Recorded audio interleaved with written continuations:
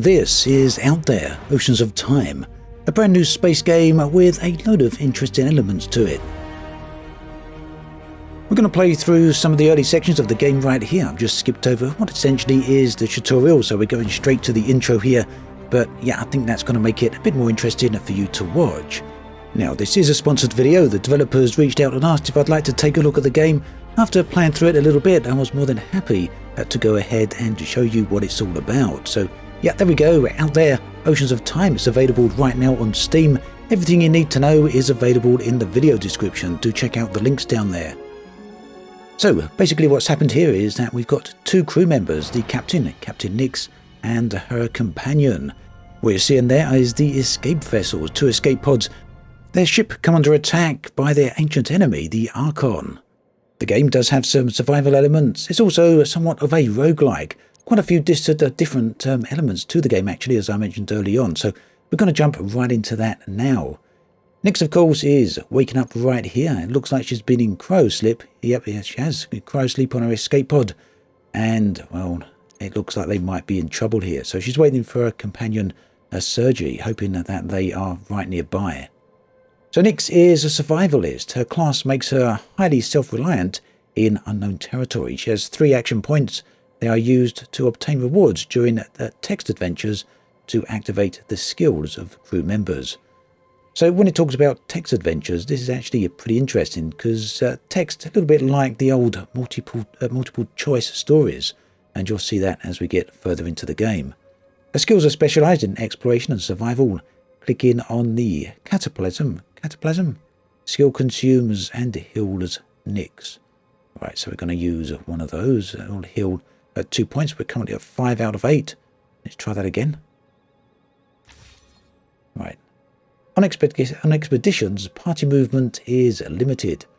Maximum number of tiles the team can move per turn is indicated by the movement window there, and the number of tiles visible around the team is represented by the eye. Each team member can equip an item. These provide passive bonuses during the expedition. So this is the Sacred Ointment or item. It looks like that allows us to heal, does it? Each round, the crew has 20% chance to gain swiftness for 1 round. Okay. That's not healing. That can work for 6 separate occasions. So you can see we've got a hex-shaped map here around which we can explore. The escape pod has crashed down there on the left of our character. The following actions are used to control the camera during the expeditions. Okay, that's pretty basic there, using the zoom wheel and the keyboard arrows. I think we can also move the mouse to the edge of the screen to navigate around the map as well. So we're going to get Nyx here, I guess really, over to the right of the map. It seems to be the only way to go. And quite an alien looking world here. Okay, so I guess we can move 1 square at a time, or we can move up to 3 squares. I think it said Nyx has got the ability to move 3 squares in one go, or 3 hexes. Ah, here we go. Here's the other escape pod. This, hopefully, is her companion there.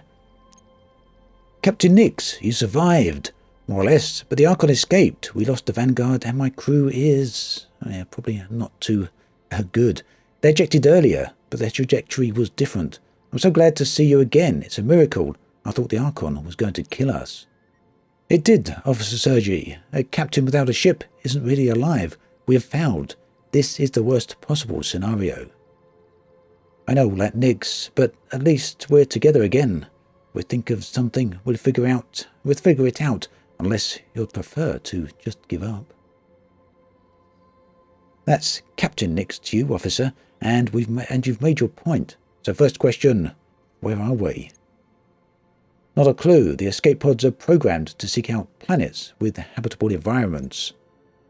Beyond that, we know nothing. Any chance the organization will send a rescue team? It's unlikely. Recapturing the Archon will be their top priority. Besides, even at the best of times, they aren't fond of failure.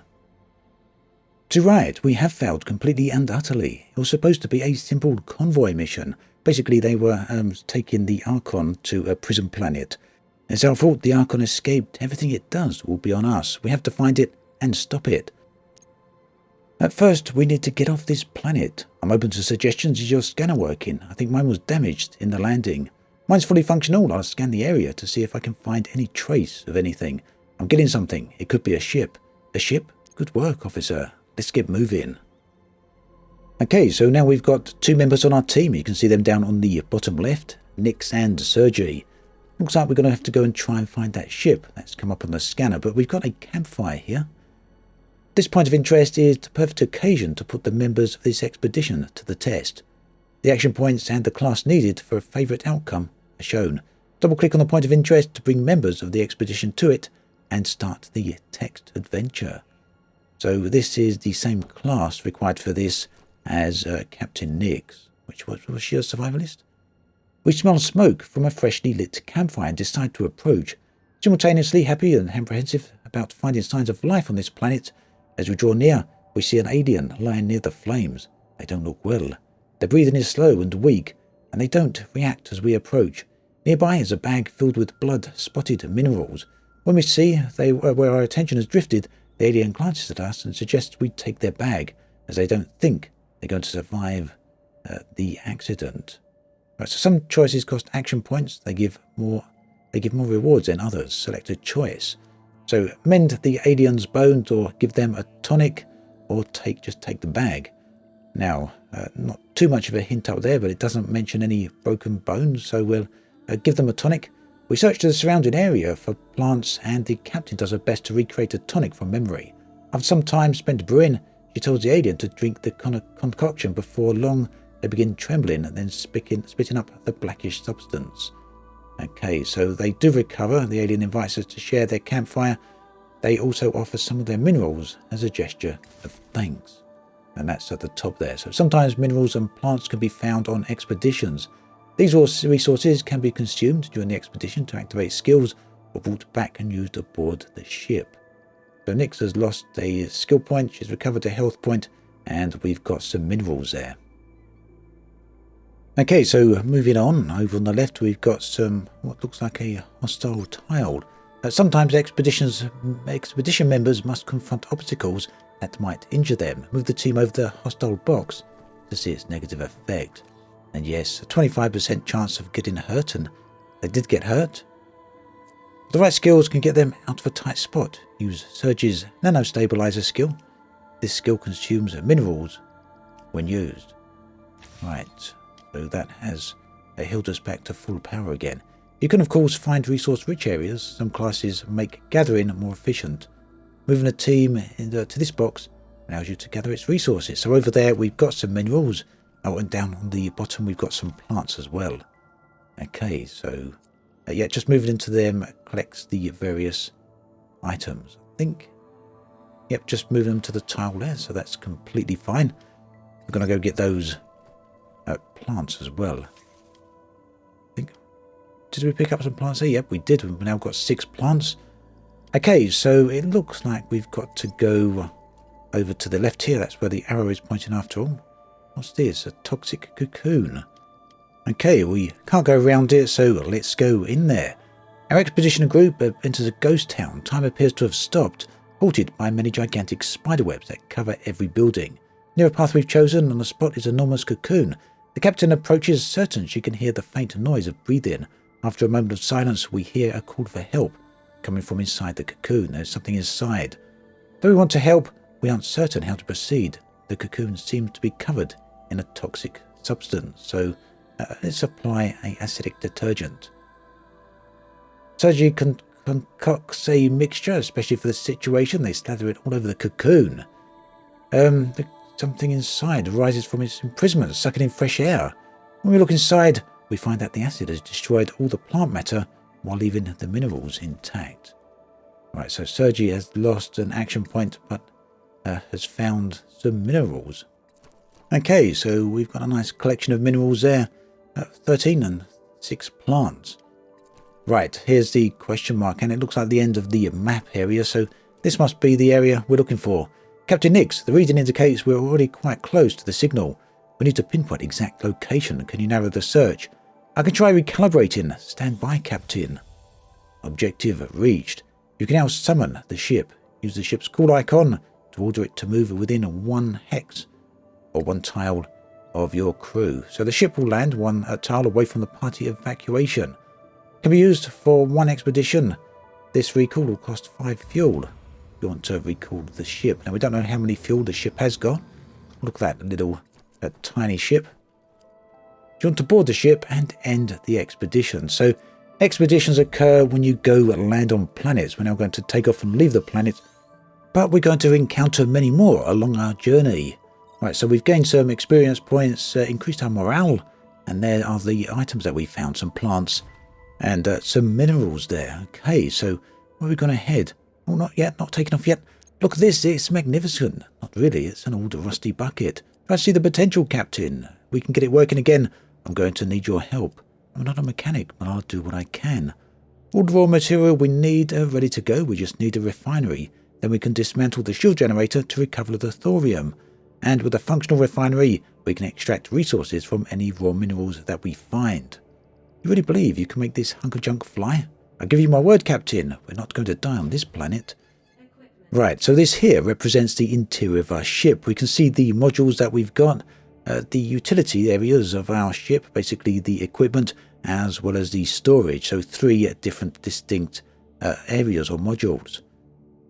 Now a shield generator, the technology that utilizes a force field generator to protect the hull. We're going to dismantle that, and you'll notice that we gained some resources for that.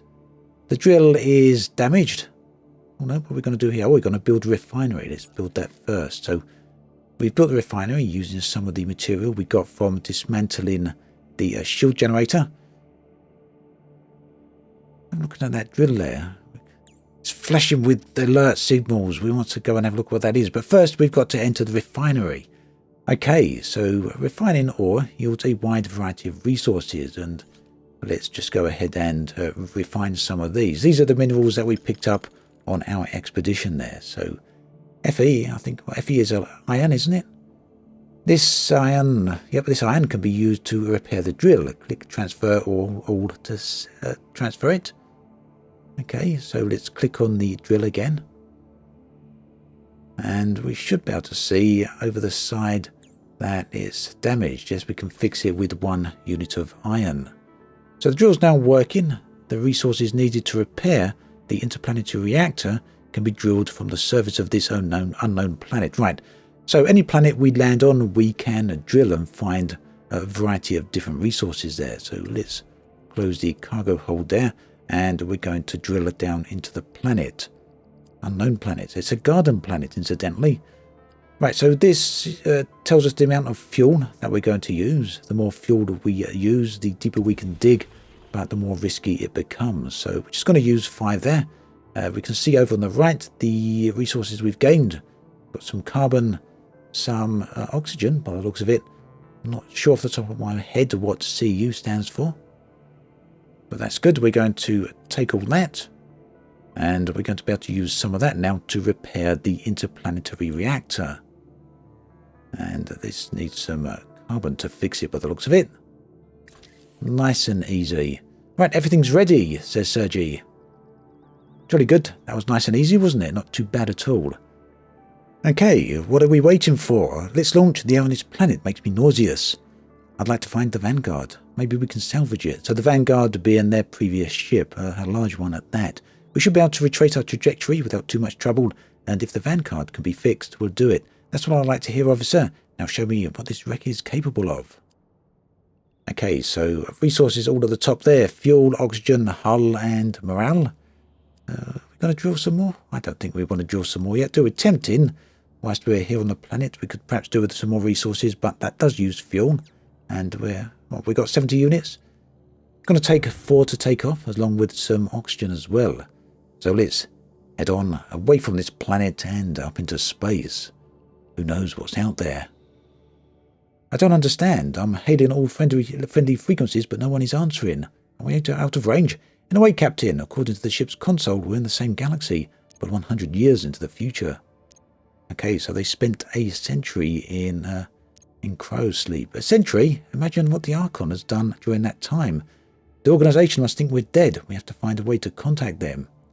Okay, so yes, basically we're going to have to go and find the Vanguard and then perhaps find the Archon as well, or at least see what's happening with the galaxy at this point in time. Everything has certainly changed.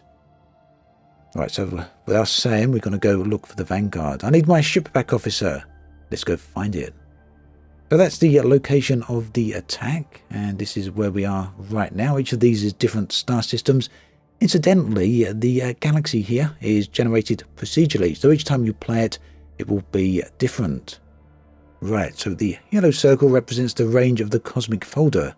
The ship can travel within this range. Okay. The other one is a telescope, which indicates the blue line. That shows us all the systems that we can currently see. So we can access our ship from here. That's jolly good. These buttons allow you to switch between different views: galactic view, solar system view, and a ship view. Okay. Select the star system within range of the cosmic folder in order to make your first trip. Click on a system to move toward the location on the of the attack. So that's 19 light years to the left of the screen. That's the direction we've got to head in, and basically we've got 3 different star systems in that direction that we can head in. Don't suppose it matters too much which ones we choose, but you can see there's different coloured stars here, so each of these probably represent different types of star systems. At any rate, let's get moving. So which one are we going to choose? I guess this one right here. They're all the same colour anyway. It's a red giant, 7 units of fuel to head there. And here we are, hyperspace, or the cosmic folder as it says. Faster than light travel, either way. Right, there's several different types of stars. Later in the adventure, specific technologies will let you orbit them without putting the ship or crew in danger. Several celestial objects are orbiting at this system. The nature of these celestials depend upon the type of the star. Right, so from gas giants, we can get fuel. From rocky planets, we can get iron, which allows us to repair our hull. And from garden planets, we can get oxygen. No prizes for guessing what oxygen is used for. We need that to breathe. Okay, so pretty straightforward. We've got 2 rocky worlds in this particular star system. Right, I don't really think we need any hull. We're still at 66 units there, or 66%, but this is telling us to do it anyway. We need to go into orbit around one of these planets. Okay, so just click one of the planets. Let's be careful not to go to the star system, it says. So either one of these is fine, both rich in metal. Okay, so we go to the first one there, or second one, I don't suppose it matters. But they both take the same amount of fuel to actually get to. Right, so we're travelling pretty fast there, aren't we? And there we are, in orbit around this planet. We're going to go land down on it. Interesting to see if this will look different to the previous one. Well, the previous planet was actually a garden world, wasn't it? This one is a rocky world, so yeah, it is different. Fully expect that to be the case. Now, further into the video, further into the game, we'll find out that we can do expeditions on some of these worlds. But for now, well, I guess we're here just to gather some resources. Should we have a look inside the cargo hold first? Right, we've got the little grabby icons there, like the crane grabby icon, the crane claw. Those are storage units. Over here we've got some other technology units already been used, already been built. A geoscanner, a drill. What else have we got? Oh, that's the minerals. Right, okay, so we've got some slots to place some other technology in at some point. And we've got some modules over here. I'm not sure what modules are.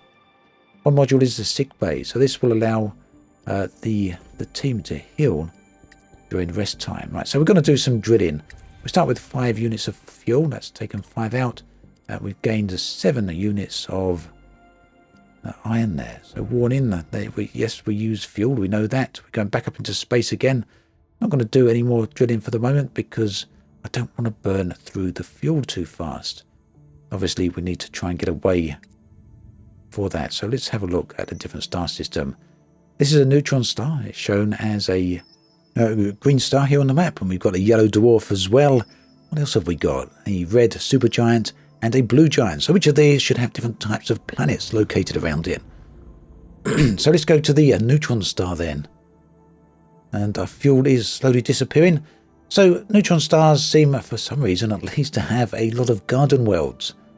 Garden worlds, I assume, a little bit like Earth perhaps. These all have breathable atmospheres. They will give us oxygen. We don't really need oxygen. Just flicking through the different views here as well, you can see the ship view. I'm very, very close to that star. Let's go to the Yellow Dwarf. What we really need is some gas giants. Oh, over the course of our long mission, the crew has grown particularly fond of card games. One of the frequent players suggests starting a club, saying the aim would be to train for intergalactic competitions. Our captain fears a lack of commitment from our crew, but the idea of competing against other groups is rather tempting, so no, I don't see any reason to not do that, so let's go and create that club. The club is allowed, but it only operates during the rest period. A sponsor hears of the news and sends us a gift in order to motivate everyone for the next competition. And we have gained one strange device. Okay, so still no gas giants here. This is going to be problematic before too much longer, isn't it? We're using up a lot of fuel as we travel along. So let's go to the red gas giant. Was that a red gas giant? I'm not... Oh, okay.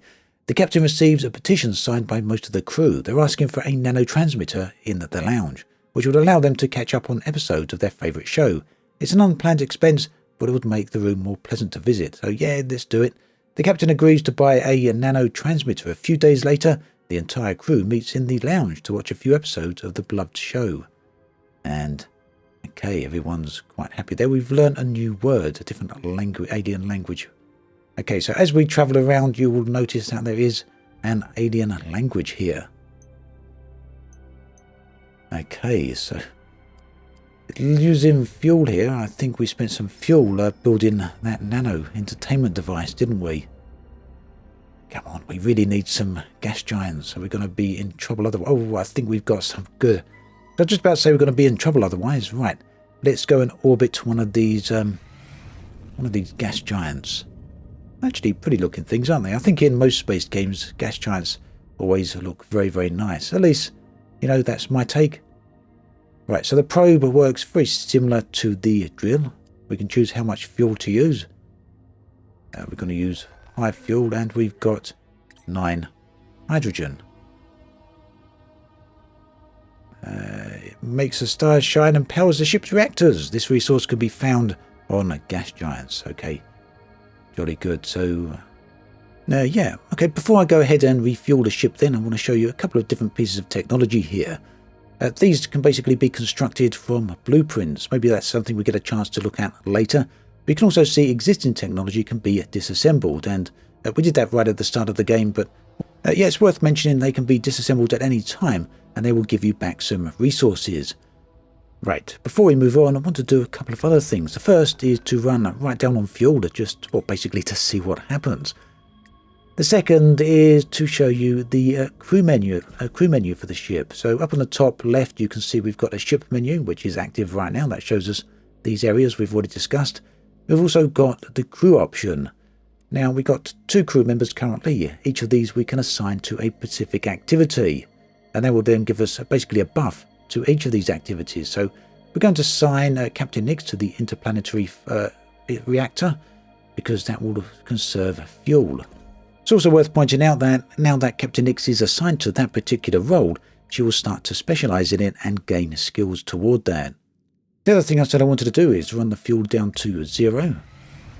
Okay, we're going to do that. Incidentally, yes, we've got 3 units of fuel left, and it's used the last 3 to get to this ship, or this planet rather, this gas giant.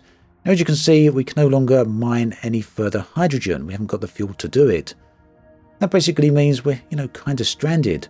We can try and travel. You can basically do an all or nothing, and this gives you the potential of having some catastrophic effects. You don't have sufficient resources to make the journey. You want to attempt an all or nothing, so we're not going to do that on this particular occasion. Instead, what we're going to do is restock our ship. So we've got some iron up here. We can drag that up to the top, and that will rebuild some of our hull, or repair some of our hull. And there we go with the hydrogen. This will refuel our ship. Doesn't give us a whole lot, to be perfectly honest. We've just got 24 lots of fuel. We're not going to restock the oxygen just yet, as that would be a little bit of a waste, and we've still got quite a lot.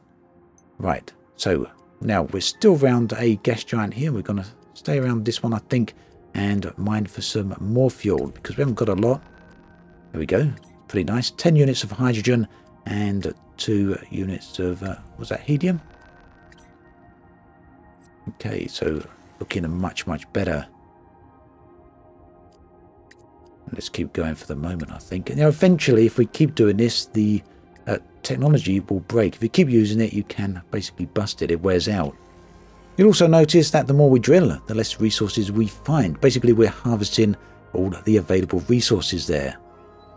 So let's, should we return back to the other one? We only mined that once after all, so there should be some other resources left there. Seems kind of worth doing, doesn't it? Kind of in two minds whether to do that or go on to the other star system. After all, you can see every time we fly about like this, it does damage the hull, and I haven't got any more iron.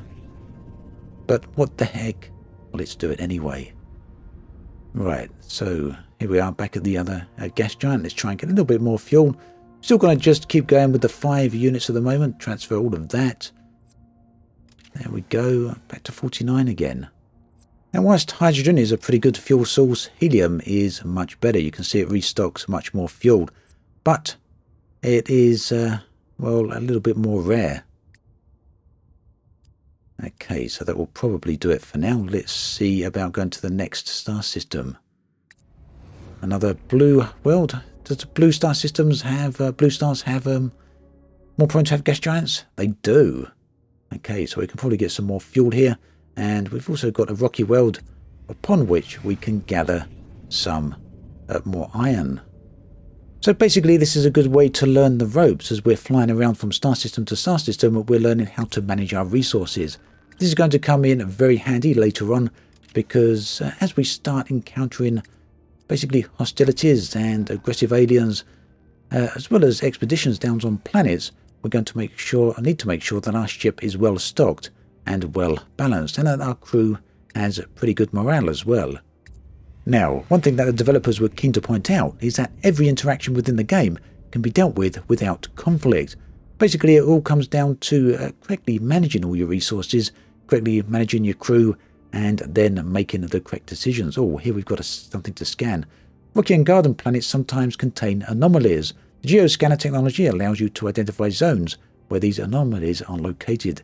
Our crew can do this, so let's give this a try. Now, this looks very similar to the tool from Mass Effect, doesn't it? Remember scanning the planets there and finding resources? That was actually a part of Mass Effect I really did enjoy. So it's nice to see something similar making an appearance here. So basically, we rotate the planet around using the cursor or the arrow keys, and look for the high point on the signal. And there we go, we found an anomaly. Alpha anomaly, a seam of resources. There's some risks here, risks of fever, asphyxia, and bleeding. So we can land on the world and then disembark and go to that area. But I'm thinking, due to the amount of risks there, that we might avoid it, at least for the minute. Maybe go on an expedition slightly further in. But whilst we're here, let's do a bit of drilling and get some more iron resources. And there you can see we got the option to go onto that expedition. Looks pretty dangerous. 2 skulls. So yeah, you get 3 skulls for the full-on hostile expeditions. You can even find expeditions with no skulls whatsoever. Those are by far the safest ones. On that topic then, you may be wondering what happens on these expeditions. What happens if you die, for example? Well, if you die, it's basically game over.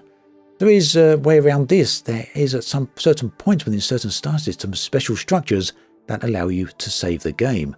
And this is the only point at which you can manually save. All other times it's auto-saved. Basically, when you do any action or when you quit back to the main menu, it will auto-save.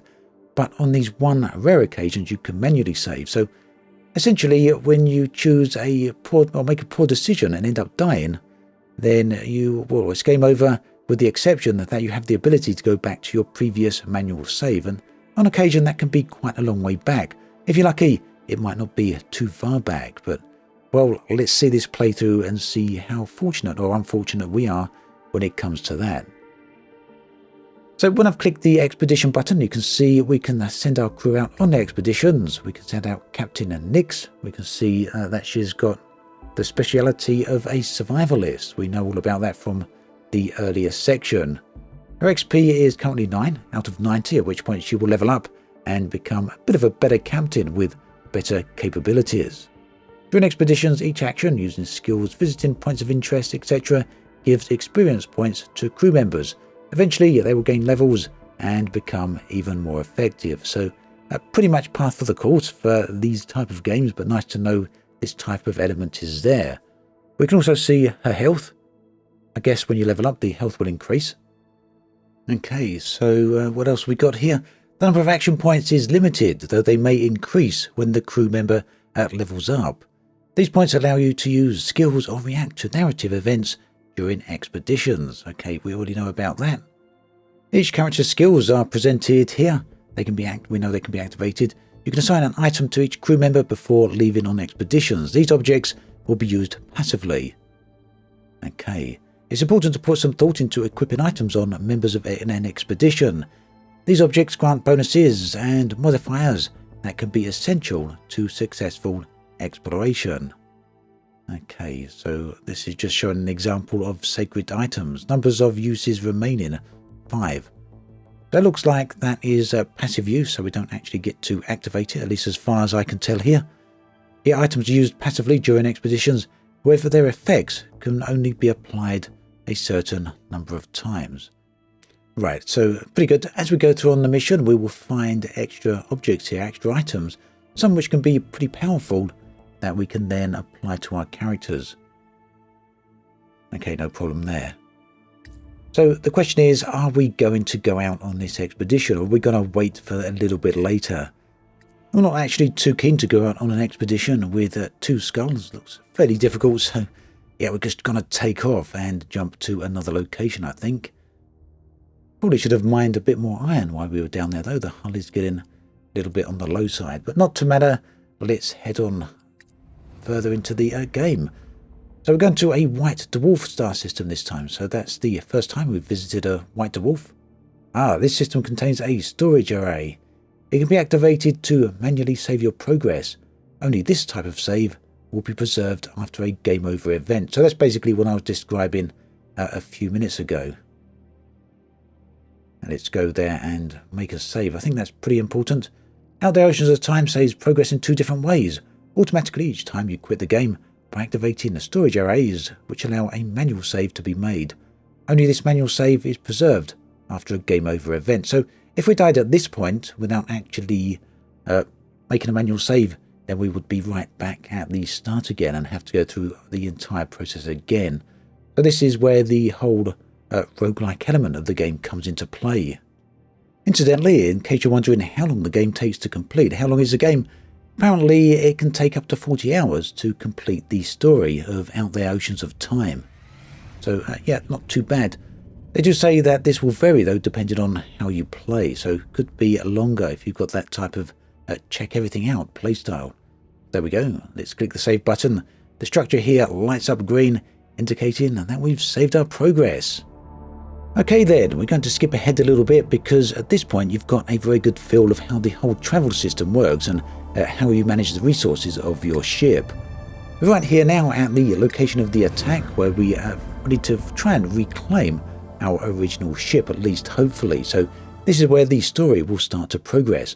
Officer, look, I've got a visual on a ship adrift in this system. It must belong to the Archon. Let's get closer.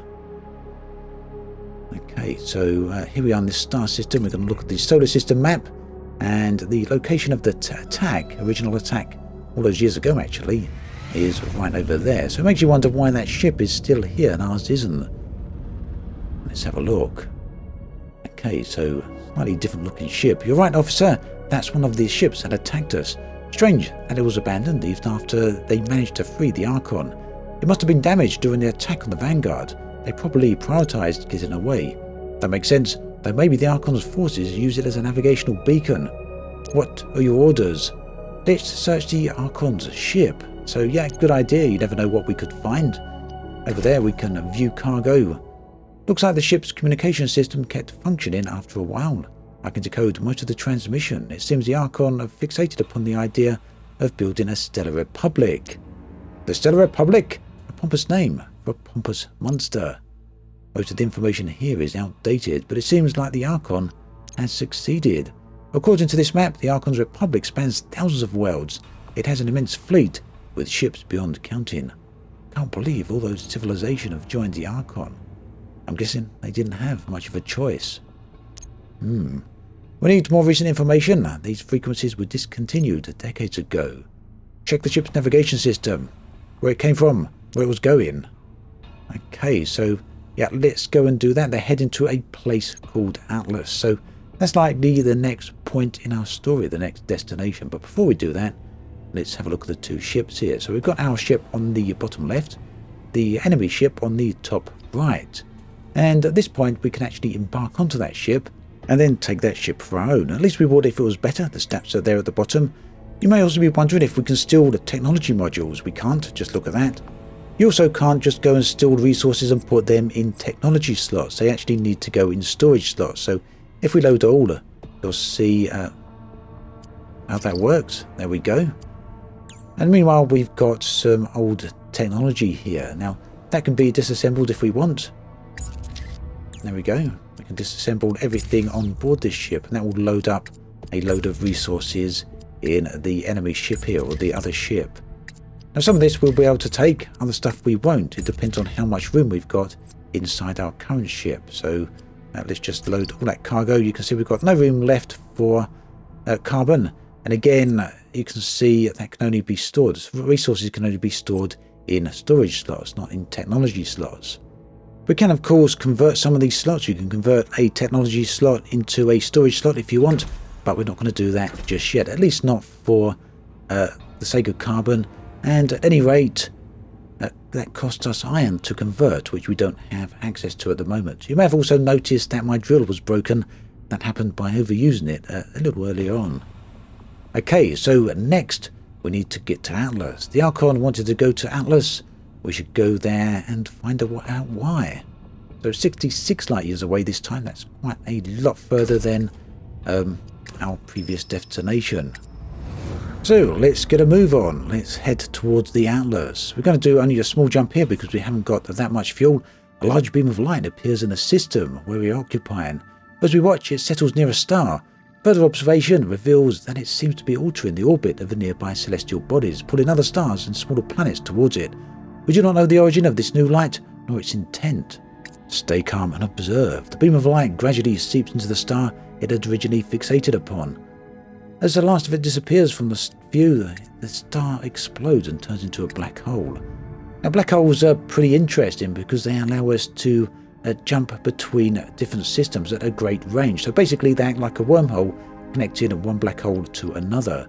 So we've only got a single one of these at the moment. It's no use to us. Certainly no use to us because we haven't got the right technology to even use it at the moment.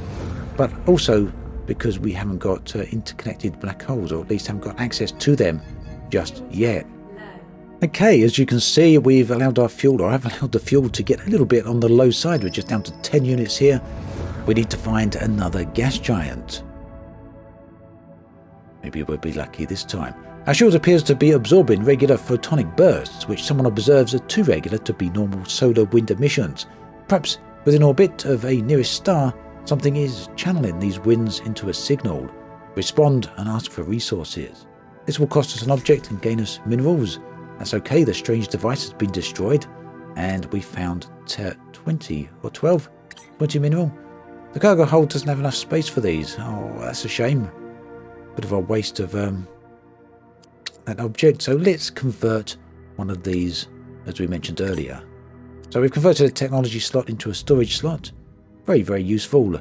Unfortunately, though, there's no fuel in this star system. I think blue giants are good places to find gas giants anyway, so let's go here and maybe we'll have a bit more luck. As I said, different star systems have, more likely to have different types of planets, and here we go. We have found some more fuel, or at least a planet where we can obtain some more fuel. And let's go ahead and probe. Luckily, we've got 1 unit of fuel left.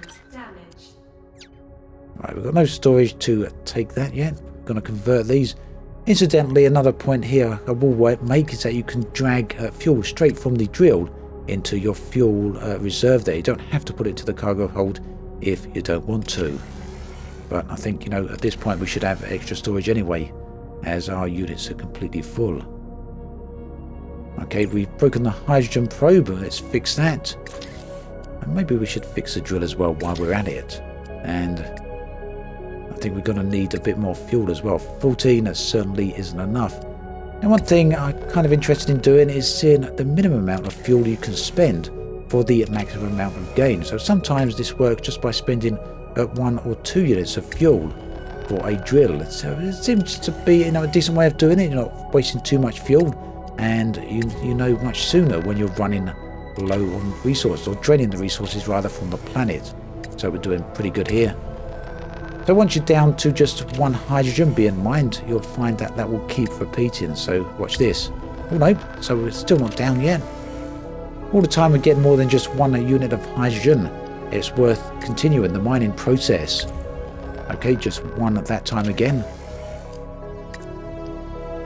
And just 1 that time again. So basically that replaces what we actually use, and we can keep doing that, you see. We go down to 59 and return back to 61 again. No matter how many times we do that, that will just keep happening until, well, eventually we break the drill. But we're not going to break the drill. We've only just repaired it. Okay, but it doesn't mean that we're not going to get more fuel, or that we're not going to get more fuel, because there is another gas giant here. So as you've seen, it's very easy to run down on fuel pretty quickly, so best to stock right up when the opportunities present themselves. Now, for a moment, I want to talk about playstyles. Depending on how you approach games, your playstyle for out there may be very, very different.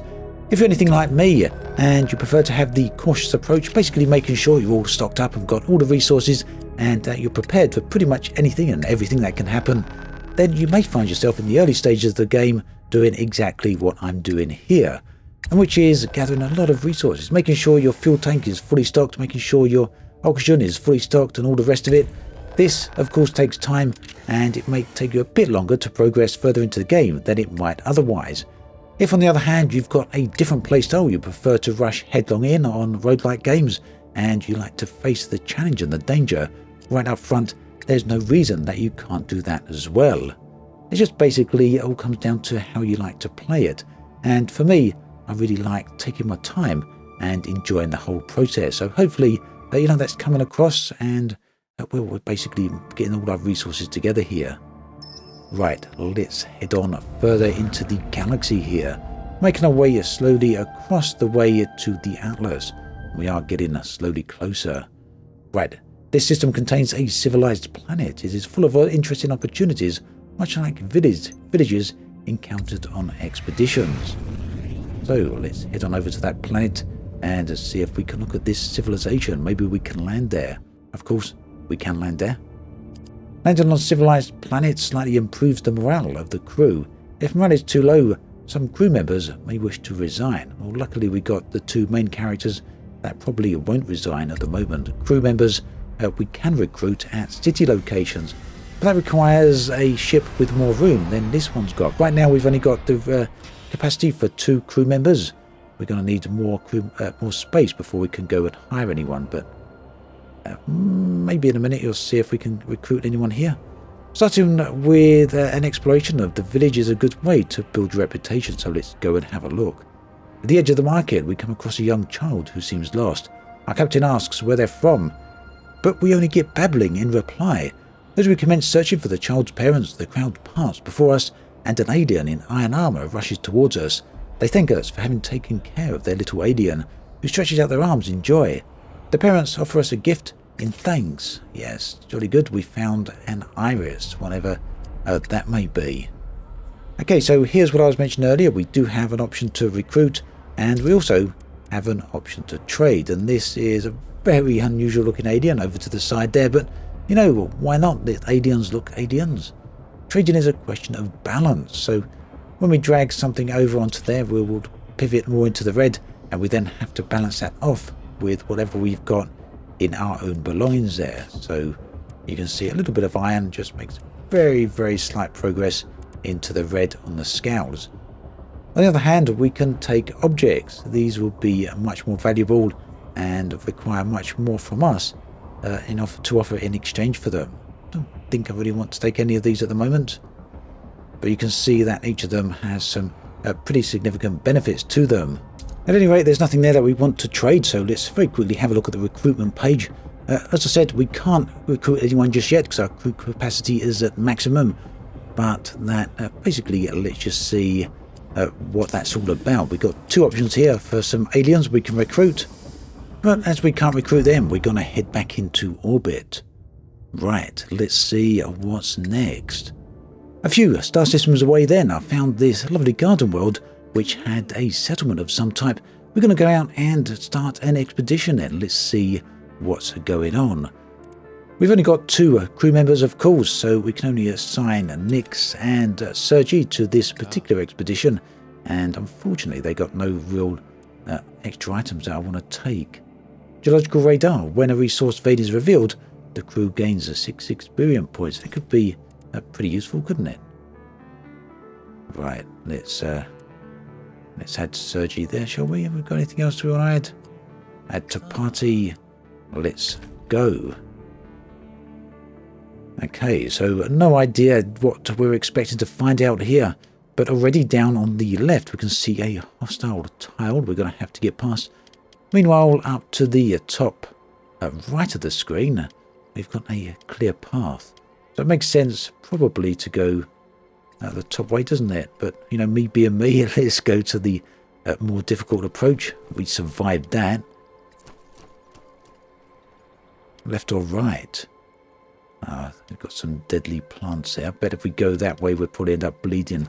Maybe we can go upwards instead. Okay, very eerie place here. With some plants and resources we can take, and a perfect ship. Maybe this will be a new ship for us then to collect. Although a perfect ship seems a bit too good, doesn't it? Our expedition arrives at the site of a shipwreck, only to discover it's not a wreck at all. We are greeted by the sight of a small spacecraft with a well-lit interior. Its bay doors are wide open. The entire tableau is so beautiful as to arouse our suspicions, especially here in the middle of nowhere. So we can analyze the ship, explore the ship, or follow our intuition. I think following our intuition is probably the wisest course of action here. So following our intuition, where's this going to lead us? The ship going to explode or something? You never know. Perhaps some trap either way. Clearly something isn't right. After some observation, it becomes apparent that this isn't a ship at all, but rather some kind of illusion. In the forest, behind the strange vessel, our survivalist finds the tracks of a large creature.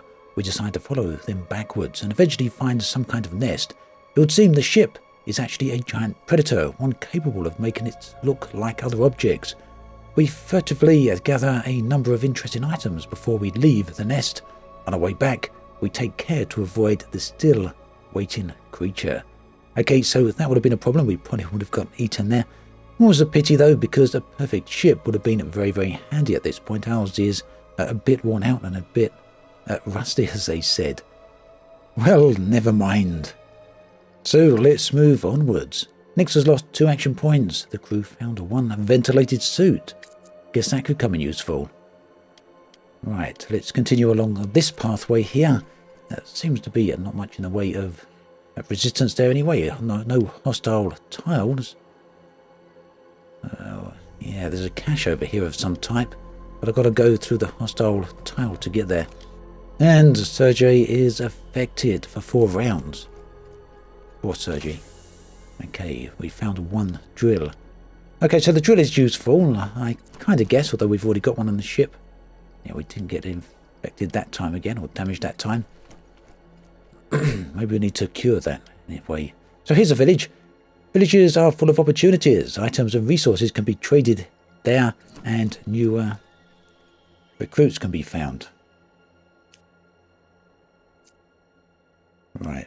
Well, we could heal Sergi here. Let's think about that in a moment. Let's go in the ship here first. That's not the ship. This is a village. And, wow, we can't read this at all. We can read the word us and the word combat. So these are 2 words that we've actually learnt. The inhabitants of villages speak exclusively in the language of the gods. Okay. Well, not a lot of use to us at the moment because we can't quite understand that. Doesn't mean we won't be able to do anything else in the village here, but let's see. Your spokesperson's reply during this exchange may influence your reputation in the village. Over the course of the journey, you will learn to speak the language of the gods, and these discussions will become easier. Right, so we've got 3 replies. not really much use. We can see combat in the start of the sentence, at the end of the sentence, or slightly toward the end of the sentence. We're going to just go with the first one. After our response, the alien does not move. It emits a sound, much like a purr.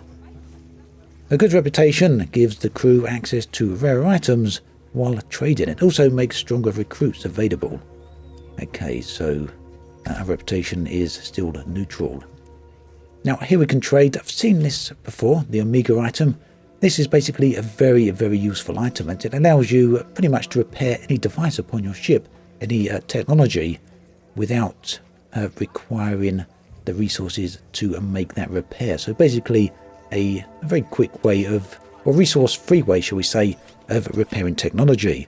Of course, it looks very, very expensive. We've got to trade a lot of items for it. We don't need a drill. I'm not convinced the ventilated suit is that useful yet. Probably going to regret that.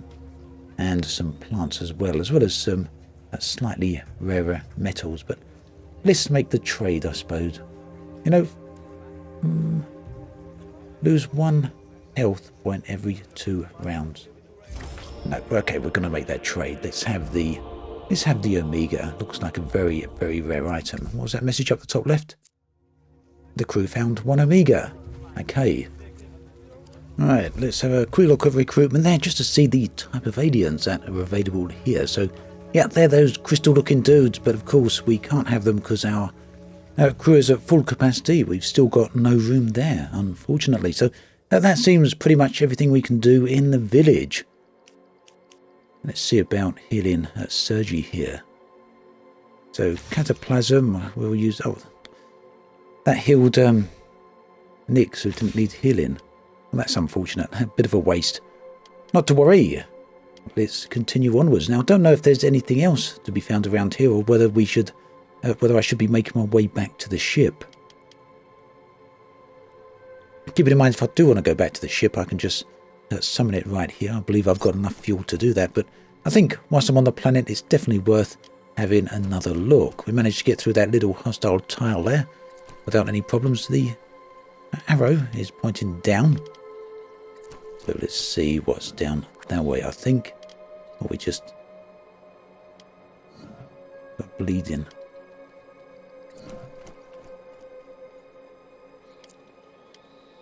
Then wasn't there a crate up here? Did I pick that up? Just trying to remember whether or not I picked that crate up. Memory's very short. I think I opened that anyway. Was this the one? No, that was just uncovered. Get myself turned around here anyway. Not to worry. We've got... what did we get? The crew found 1 pain suppressor. Yeah, well, you know, we kind of need that at the moment. So yeah, the destination is over to the right there. I can see that with the arrow. But I want to explore the environment before I end up there, because that may kind of be the end of our journey. May be the end of our journey sooner rather than later, actually, at this rate. I think Nyx is kind of okay at the moment. Right, lies. The moment our expedition group enters the huge temple dominating this region, the many gathered worshippers lie down on the ground and scream. All the evidence implies they have mistaken us for the gods they've long awaited. They watch us in silence, and we exchange nervous glances with one another. Should you play God? Tell them the truth, accept the role. Well, we're not in good health anywhere at this point, so what's the worst that could happen? We were placed upon an immense ornate throne, and they bring us many offerings, most notably a gift of Omega. Then, however, they begin to bring us sick creatures so that we may heal them. But there's nothing we can do. It doesn't take long for them to realize the truth, at which point they reach for their weapons. We successfully repel the attacks. However, we suffer some injuries. Ah dear. Yeah. Well, we could have made that if Nyx wasn't so badly injured there. America's greatest heroine in the war with the God Cubes, that indefatigable explorer who made the first contact with the Alephs, held audience with the judge architects, and visited the mysterious origin, has fallen forever. With her dies our leader, our vision. With her dies hope. We weep for our loss, and the entire universe weeps with us. Okay, so resume from the last save, which of course is all the way back here. Right, so we've got to do the location of the attack again. But tell you what, you know all about that, so let's jump forward a few steps. Right, so I'm not quite back to where we were before, not near the Atlas, anywhere near it yet, but nonetheless we're making some progress. Right, the ship's oxygen is getting low, well it's below 50%. We have got more oxygen here, that's no problem. Surge is assigned to the drill, let's assign him to the geoscanner just to make our scanning here a little bit more effective. And then perhaps we'll sort out the oxygen. So we're looking for anomalies here. We've got 2 on this particular planet. That hopefully makes things a bit interesting. There's the first one. We can finish scan right now, but we're not. We're going to look for the other anomaly. It should be here somewhere. We're getting weaker, getting stronger. Got a colder. There it is, somewhere around here. There it is. Okay. Right, scan complete. 2 anomalies found. Point of interest. We've got a village, which has got no hostilities there, no danger, and a beta anomaly with 3 skulls. Well, after our last fate, we won't go to 3 skulls. We'll land at this village instead. Down here on another nice looking garden world. There we go. So landing here will replenish our oxygen anyway. You only have to land on a garden world and oxygen will automatically get replenished all the way to maximum. Let's head on out. So we're going to take Nyx, of course, and Sergi. We're going to take both of these and, well, let's go see if we can find that village. What's going to happen this time? Maybe something useful that we can trade there, or maybe some decent resources we can find. Oh, actually, this is a very, very small location. No wonder it's a simple, safe location. The map is rather small. Nonetheless, we got some resources here. We got some plants and some crates. What's in the crate? The crew found 1 lockpicking kit. Okay.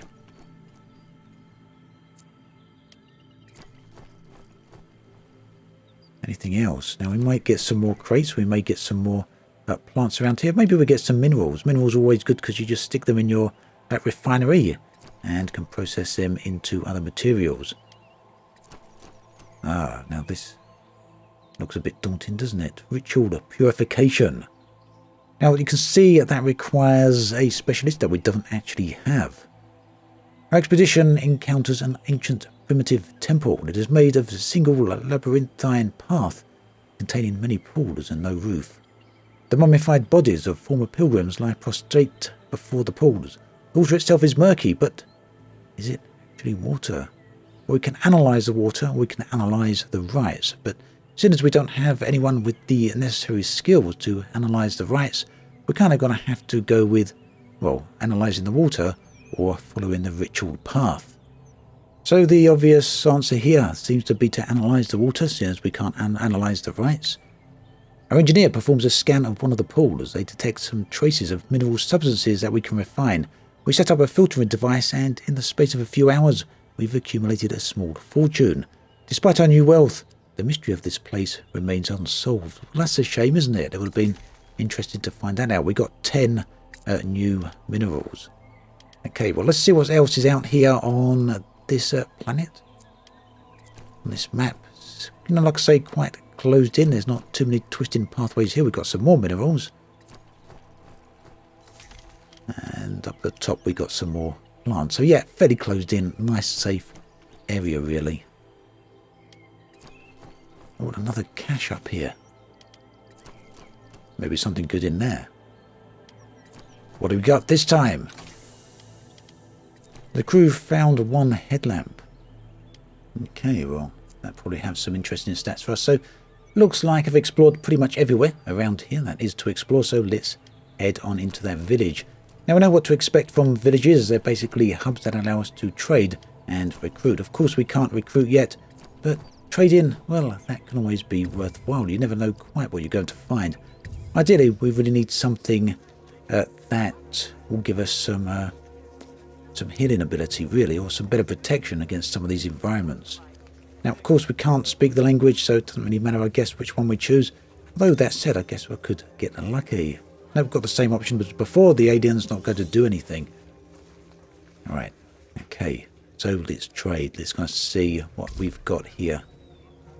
Right. So, again, we've got an Amiga, and we've got some items. You know, this time I don't think I would trade for the Omega because it was very, very expensive last time, wasn't it?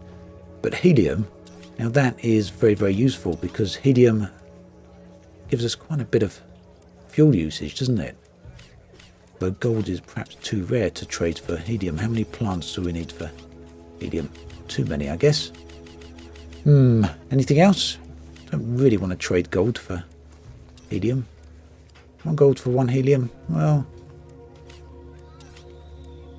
Oh, actually, oxygen's not too hard to come by, is it? Trying to find out the best way to trade one for the other here. What do I run out of more often? I run out of fuel more often than I run out of oxygen, so... Seems like a reasonable trade, doesn't it? Strange eyeball alien. No, we're not going to recruit you, but just looking to see who's available. Okay, so let's leave the village and head back to the ship. And we would jump to the next few star systems. Making our way slowly but surely towards the Atlas. Right, so that's the end of that expedition. We gained 15 experience points made up from event harvest in the village. The morale is actually a little bit higher now because we entered the village. And we've also gained some minerals and some plants as well as a few other resources. Got nowhere to put the fuel, but we can drag that straight into the fuel, so that's fine. And I think we're good to go. Incidentally, earlier on in the journey, I found this bit of technology, a blueprint, the Life Seed. An extraordinary technology that harnesses the strange energies of Omega to transform rocky planets into garden worlds. That could be especially useful. I'm not going to put that in there yet, well, I can't because I don't have the resources. So let's leave. Maybe sooner or later I'll convert that technology slot into another, what do we call them? Another storage unit.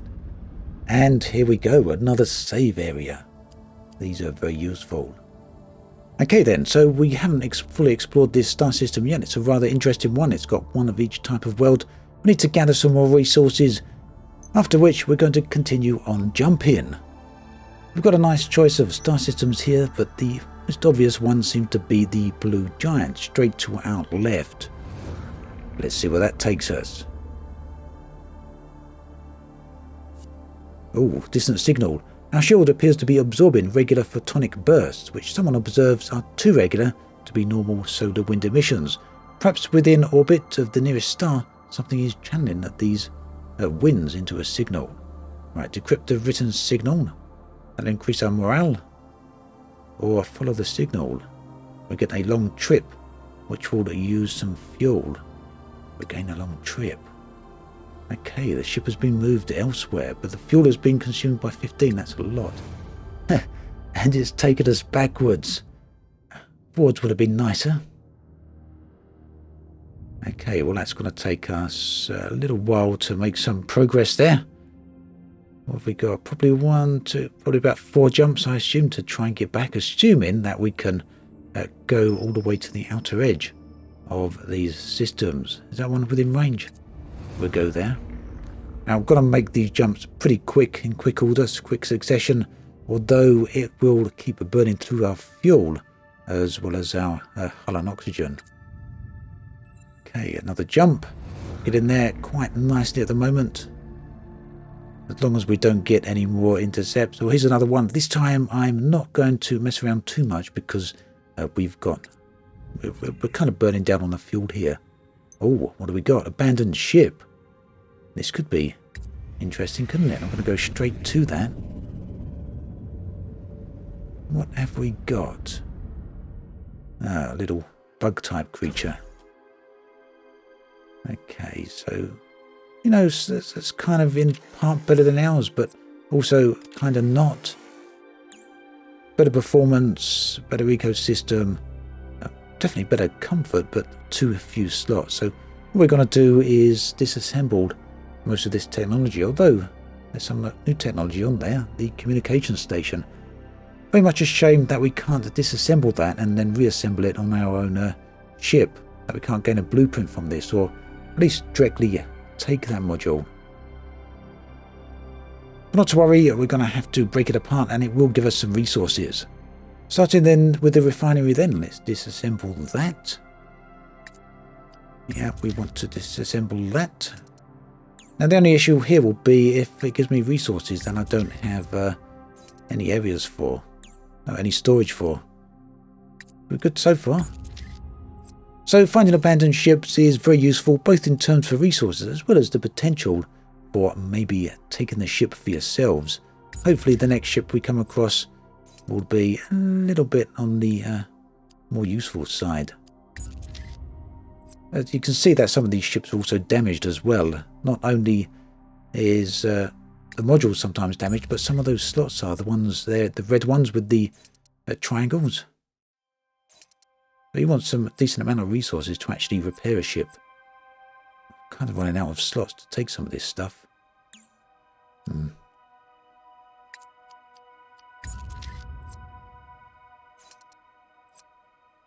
Okay.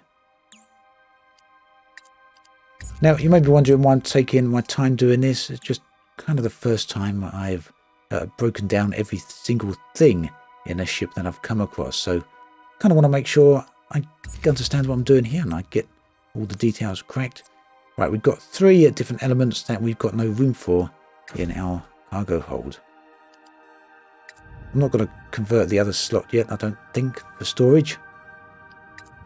And we're going to just carry on. So, we know that wasn't too bad. That was quite worth it, I think, as far as I'm concerned.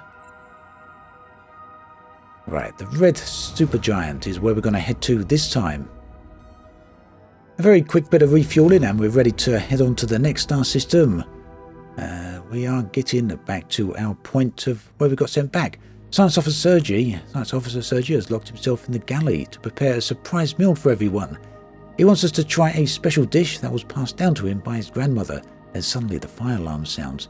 Everyone is at their post except for Sergi, so we're going to go check on Sergi. We're just going to switch the alarm off. A great deal of smoke is billowing out from under the kitchen door. We break it down, only to find Sergi laying on the floor. He's suffering from the effects of psychotropic mushrooms burning in the pan. The smoke is dense and affects many of the crew before he managed to clear the area. The oxygen level has lowered by 20. Oh dear. Well, I guess fortunately we are in a system with Garden-World planets, 3 in fact. That means oxygen is very, very easy to replace. So we're going to do that quickly. But of course, this takes up both time and it takes up resources in the sense of fuel. Also, it kind of degrades the crew's morale as well. Nice looking Garden-World here. This looks pretty different to what we've seen so far. And you can see the oxygen up the top is replenishing. Just probably here I might try and drill something perhaps. Let's assign Sergi to the drill just to make it a little bit more efficient. Now I'm pretty sure at this point we can only drill oxygen, but yeah, we can only drill oxygen, but we might as well take a stack with us, mightn't we?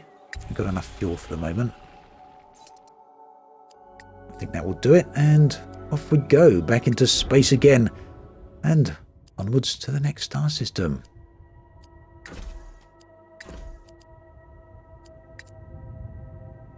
Okay, so we're not going to go to that blue... yeah,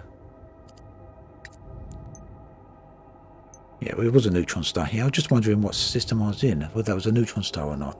We go to the red giant. We're getting slowly closer to that Atlas, aren't we? 56 light years left to go. Abandoned station. Our ship draws close to a tumbling asteroid dotted with artificial structures. Mining colony. Scans reveal no trace of life anywhere. Should we steal the resources? That will give us some oxygen, but lower the ship's morale. Okay, so do we steal the resources? Yeah, why not? Okay. Morale is getting pretty low, but like I say, not too worried about that at this point because the 2 characters that we got aboard the ship are pretty much mandatory characters. They're not going to be going anywhere or leaving the ship. It might be a different story later on. Cosmic station. We find something very strange floating in space. A large metallic structure that contains millions of dimensional gates leading somewhere. Who built this? The amount of resources required defies imagination. Leave the area, enter the gate. You know, I would have been tempted before, but I don't want to be sent back again. So we are not going to do that. We found an abandoned ship instead, so That was probably the better option, actually. We've got another abandoned ship here. Fingers crossed this time it's a better ship and one that we can actually take. Let's see. Ooh, now that's an interesting looking ship. A huge big crystal ship. Right, now this is definitely looking better. We have, of course, got what, 1, 2, 3, 4, 5 damaged slots on there. All the red. They're a triangle. But we're going to embark on this ship and just have a slightly closer look.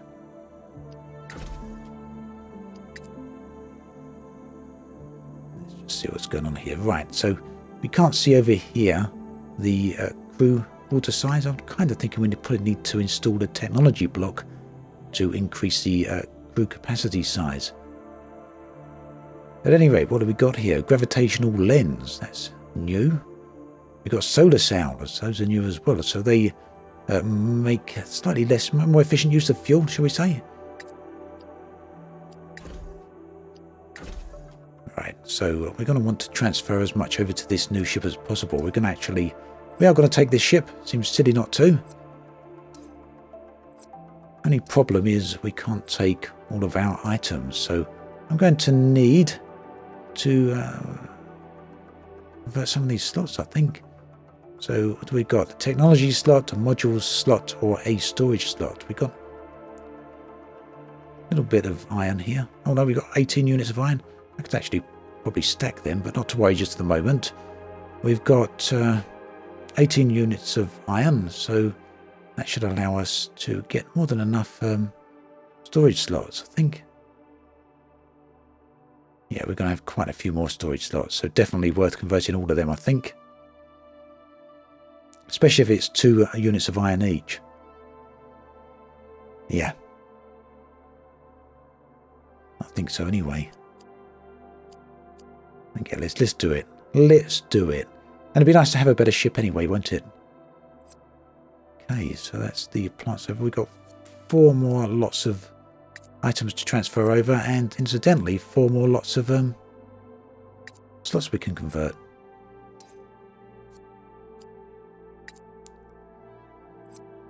There we go, and the last one is over there. Now, do we convert the last slot just for the sake of it, or do we leave that for now and use that at a later date?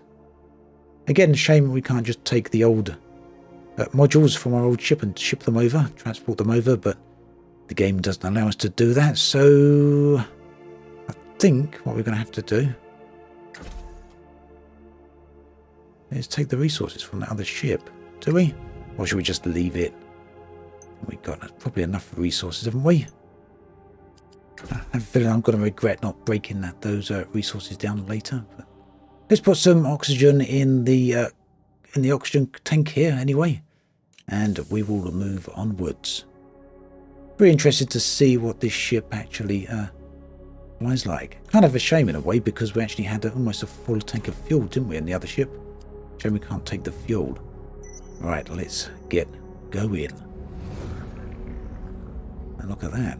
Love seeing that ship fly. It looks quite a bit different, doesn't it? Oh, a stowaway. The crew requests a meeting with the captain, and to her surprise, bring with them a stowaway discovered in the ship's hold. The stowaway explains that they are an important diplomat from a rich, civilized planet. They intend to thank us for our hospitality upon reaching the next planet. All signs indicate they are lying, but lying with such panache is a rare skill. The crew asked the captain what she would do, so let's lock this stowaway up. They're that good at lying. We don't really want them about. The captain doesn't believe a word of it. They will stay locked in the brig until they can be released at the next civilized planet. Right, so now is definitely a time to get some fuel, and we are taking out a huge ship here. Huge alien ship. And we are going to stock up on some fuel. But first we want to assign Sergi here to the hydrogen probe, so we can do a slightly better job of mining the fuel. Eat hydrogen, good stuff. And we're going to keep going. Let's get a bit more fuel. Okay, I'm going to keep going until we're back to just getting 1 unit of hydrogen each time. Right, that's not too bad. We're still getting 2. Okay, we're going to keep going. How much hydrogen do we need? Well, we need a full tank of fuel, don't we? And we've already pretty much mined out all the worthwhile hydrogen from that particular planet, haven't we? Okay, but we do have another gas giant. Very much worth going to. Now what we really need now is a data array so we can save our progress, because I don't want to lose this ship just yet. We've only just got it and it's a rather nice ship. I want to build it up, make it stronger, make it better. Okay, a surprising amount of fuel on this planet, isn't there? It's not running dry anytime soon. Oh, I spoke too soon. We're down to 1 unit of hydrogen now, so that's it. Time to move on again, I think. Yep, time to move on. Let's look at this Neutron Star. I think very close by. Okay, so it looks like it might be quite difficult to keep increasing the morale. Oh, do not touch. We intercept a machine drifting through space. Its workings appear quite beyond anything we've seen before. It's emitting a peculiar message that advises caution. Do not activate. However, our instruments detect a small amount of Omega within its frame, so we're not going to touch it. Looks like we've done the right thing. And inside, we've found some Omega. So that's good, but we never know what the device was for, unfortunately. But you know what? I'm not that curious. Let's make a storage slot for the Omega. Okay, good. What's in this system anyway? Right, garden world. Very tempted to land here and replenish the oxygen. After all, we're getting pretty low, aren't we? So, yep, that's what we're going to do. Lovely green light in here. Right. I mean, that gives it a very eerie sense, doesn't it, this green? Kind of quite a contrast, actually. You land on this beautiful green world, and yet green in space looks kind of mysterious and almost eerie. Yet green down on a planet looks obviously almost home-like, doesn't it? Although I guess it can also look a little bit on the toxic side. Anyway, our oxygen is fully restored there. We don't need to do any drilling. We're going to launch straight back up into space and go to the next star system. We are going to need to restock in fuel at some point, but we'll see what happens along the way. As you've noticed with this game, all sorts of things can happen, although, well, sometimes nothing particularly much happens. It can be a peaceful journey, but as they say, death is a potential result of any choice.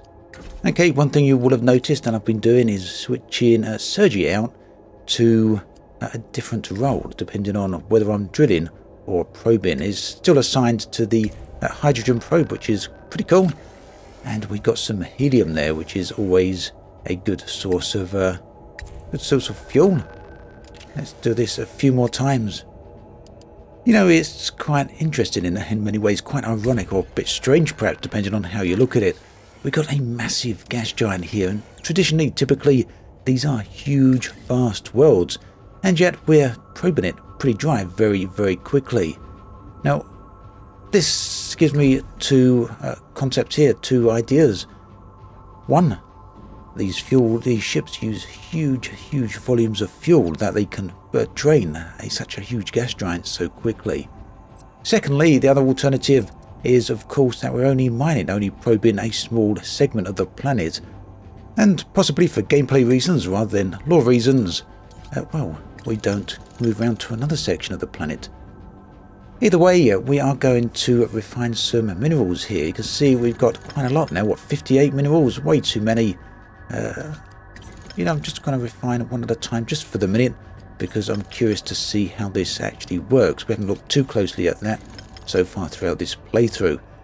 So you can see quite often, it's a surprise mechanic, I guess. Quite often you don't actually get anything out of a piece of mineral when you refine it. So there's a chance that it can be something. There's also a chance, quite a high chance by the looks of it, that it can be nothing. Let's go for 10 units and see how much we get out of 10. So far, 2 pieces out of 10. 2 pieces out of 5. 3 pieces out of 10. Okay, so we get 3 units of elements out of 10 units of materials. I wonder if that will hold true for the rest of them. We're going to get rid of that carbon. It seems a bit too common. We'll put the other stuff in there instead, as it's a little bit more on the rare side. Now, I've kind of been keeping hold of the minerals here in case I have to use them for anything else throughout the game, but it seems that the only purpose for minerals is to refine them. So we're going to refine the entire lot of 40 and just see what we get. Let's also see if that 3 units of elements per 10 units of minerals holds true for the full 40. We should get, what, 12? And we already had 1 unit of element in there, so that would leave us 13. Let's see if that holds true. Actually, we're way beyond that already. What we got there? 11, 12, 13, 15, 16, 17, 18, 19, got about 20 there out of, or 19 out of 40 units of mineral. So not too bad. Some pretty good stuff as well. So platinum, I don't really want to leave that there. It looks like that can be used for oxygen refueling as well, doesn't it? Seems a little bit of a waste, doesn't it? Because I'm sure that will fill up more than just 8 units of oxygen. I'm not sure whether to keep the carbon or take the platinum, or just put the platinum in the oxygen tank. Seems like a bit of a waste, doesn't it, to just dump that straight into the oxygen tanks. I don't know quite how much the platinum is capable of refilling in the oxygen. Maybe it can fill 10 units or 20 units. We don't actually know. All we know at the moment is that it's going to max out the tank. Then again, the other option, the other way of looking at it, is that oxygen isn't too hard to come across. It's very easy to fill up on a garden world, and we got 9 units of oxygen already in the cargo hold. But, you know, carbon seems very easy to come across, so we'll take the platinum. And I think we are good to go. Made a little bit of space in our ship anyway. Okay, so let's move onwards. 42 light years to go towards the Atlas. We are slowly making our way there. Right, the red giant this time. Question is, are we going to come across a mystery or some other event? Yes, the star market. We are approaching a star market. Our ship isn't allowed to pass through the area while the market is active, so we can either wait it out or go around. I think we'll avoid the market. We avoid the market and come across a box of abandoned goods, which Sergi convinces us to take back to the market. This costs time and fuel, but the merchants are delighted and offer us a reward for the return of their property. I wonder how much fuel that's going to cost us. A little bit frustrating to see so much fuel disappear. 15 units of fuel, but an Amiga is, of course, very valuable. Right, we've got a civilized planet here. It's full of interesting opportunities, much like a village. We go land there. Maybe there'll be something worth trading. You never actually know. Very fast-moving atmosphere here on this world. Look at that. Right, landing on a civilized planet slightly improves the morale of the crew. If the morale is too low, we know, yes, some crew members will disappear. As I've said already, not worried about that because neither Nyx nor Sergi will leave the crew because they are the main characters of the story. But this is going to become, morale is going to become more important once we get additional crew members. So let's have a quick exploration of the city here and see what's about. Okay, this peaceful civilization is dedicated to exploration and knowledge. Their scholars spend considerable time asking us questions about the organization. In return, they share, in the form of a lecture, information about nearby civilizations. Knowledge is useful, yes. A new word has been learned. Ritual. Okay, so that will no doubt help us on our journeys, at least, hopefully. So let's have a look at the trade place here. There's a few things I'm considering looking at. We can always do with fuel. Helium, which is here, is always very, very useful. It saves us all those trips to the gas giants, doesn't it, after all? So let's have a look. We take some helium. Now, still limited by space in our ship, don't forget. So 1 platinum is equal to 2 lots of helium. Platinum, of course, can be used for oxygen, which I'm not too worried about. Fuel seems to be far more important at this particular moment in time. There's also some items here. Geological inverters. A drill. This is not a drill for the ship, I don't think, but a drill for our team when they go out on away missions. Flask, or expeditions rather. Dehydrator. Okay, and what is the last one here? We've got a trinket. So this reduces fever. The crew has 10% less chance of being affected by fever. Now, as you've seen before, these sort of things, these are hostile tiles when we're down on planets, and they do cause us some problems, so this may well be worth having. Plants, not valuable enough. Any other items we can trade for it? Strange device. We don't know what the strange device does, but maybe that's valuable enough to trade for it. Not really. Yeah. Or maybe the strange device and something else. That would do. Why not? Don't seem to be using too much of that. We have plenty of it. Okay, so the other thing this dude trades is blueprints. But before we go looking at what blueprints he has available, let's have a look at the blueprints that we've got ourselves. We don't want to install a module. We actually want blueprints. They're up here, I think. One of these. Oh, it's that one. Ah, yeah, it is. Right, so this is the technology blueprints that we've actually got. I think green means ones we've got installed, and the empty dotted one there, that's just like the life seed we mentioned before, the one that can basically terraform a planet, we don't have installed. Well, not too worried at the moment about any extra technology blueprints. Well, let's get on our way again. So, 2 rocky worlds here. Rocky worlds, of course, let us get resources such as iron, which allows us to repair our hull.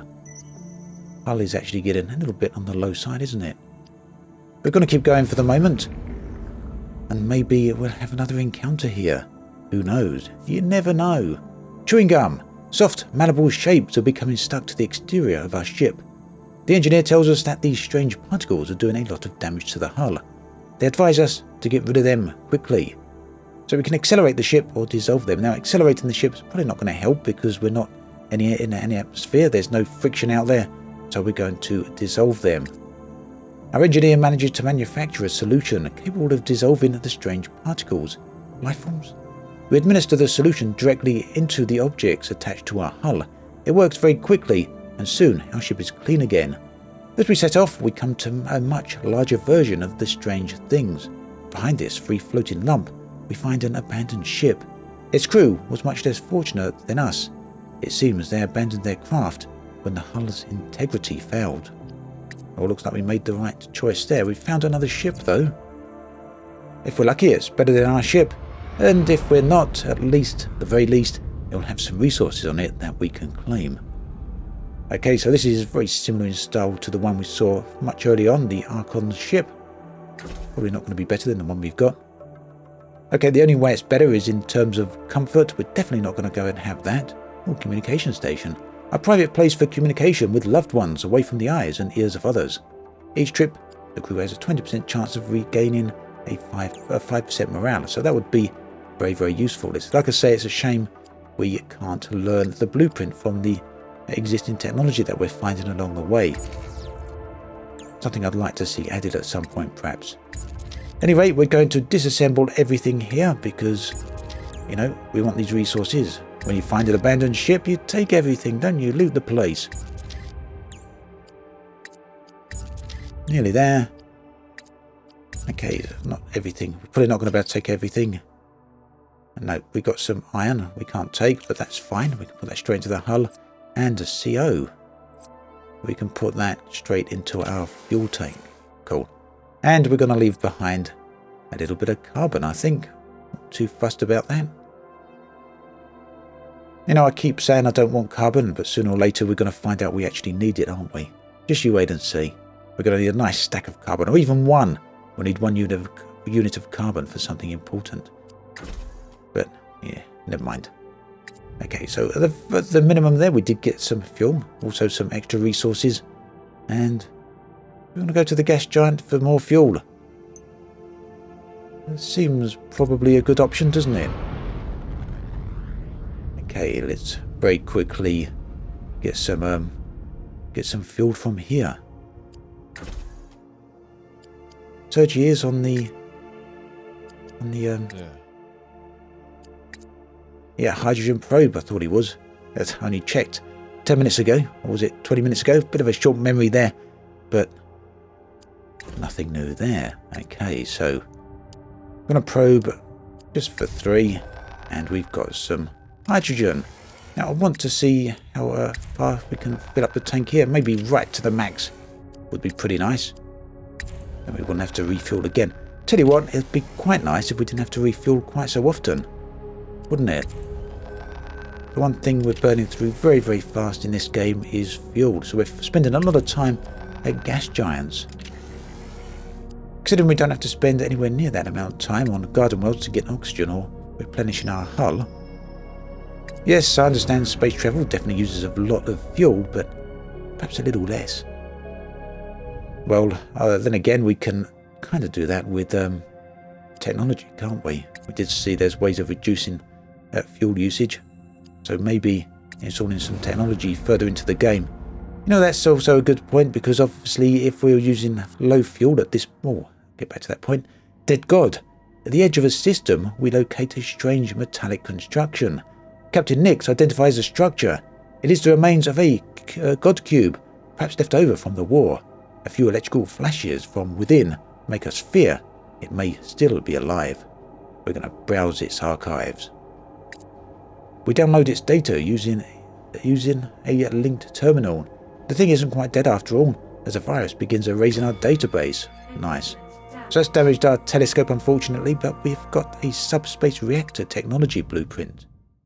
So we gain one and we lose something else, but the reactor is very easy to fix. Just one unit of iron. No problem at all there. Let's see what this blueprint is all about. Subspace reactor, photonic pressure propulsion system that expands the number of temporal pockets created around the ship, therefore greatly increasing the power of the cosmic folder. +3 performance increased the range of the cosmic folder by 3 light years. Okay, well that's probably going to come in useful at some point, isn't it? Okay, well, let's move on, I guess. Yeah, so what I was saying a moment ago was fuel. If we used a low fuel at the moment on a default ship, there'd be no real point in upgrading it, would there? So, yeah, we've got to have some reason to upgrade, I guess. Make the ship more efficient. And talking of fuel, let's get a bit more.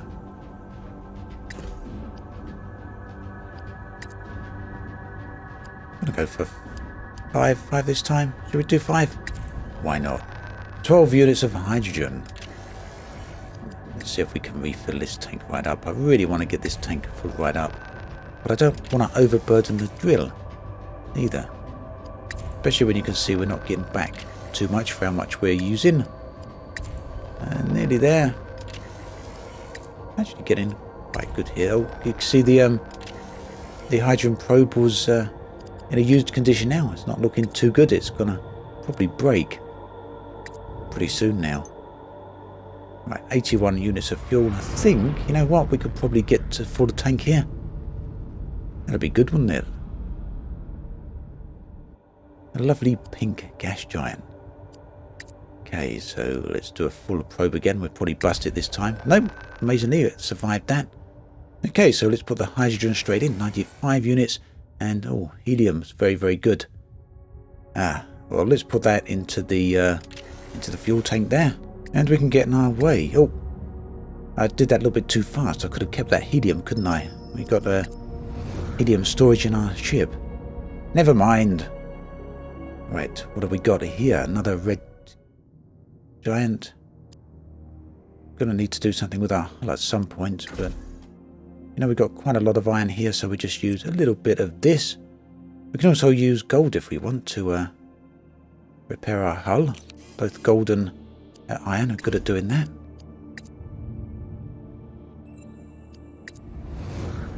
Okay, so sooner or later I think we're going to start needing to look for a white hole, because the white holes are the star systems that have the save device in there, the data backup device. But let's keep going a little bit further. You can see we're getting much closer to the Atlas now, 22 light years. Oh no, there's a white dwarf back there. Should we go back to the white dwarf first? I think we should. That would make sense, wouldn't it? The Atlas is getting very close. It would make sense to have a manual save before we get there. Assuming that every white dwarf does have a save point in it. Communion, one of our crew members decides to go out onto the ship's outer hull. They explain that they feel an entity wants to communicate through them. They need space and time alone to do this. We let them commune for days. When they come back, they are glowing so brightly that we have to squint to talk to them. Or at least try. So we can talk to them or reach out to them. We're going to talk to them. We try with all our might to hold a discussion with them, but nothing helps. They're not the same person we once knew.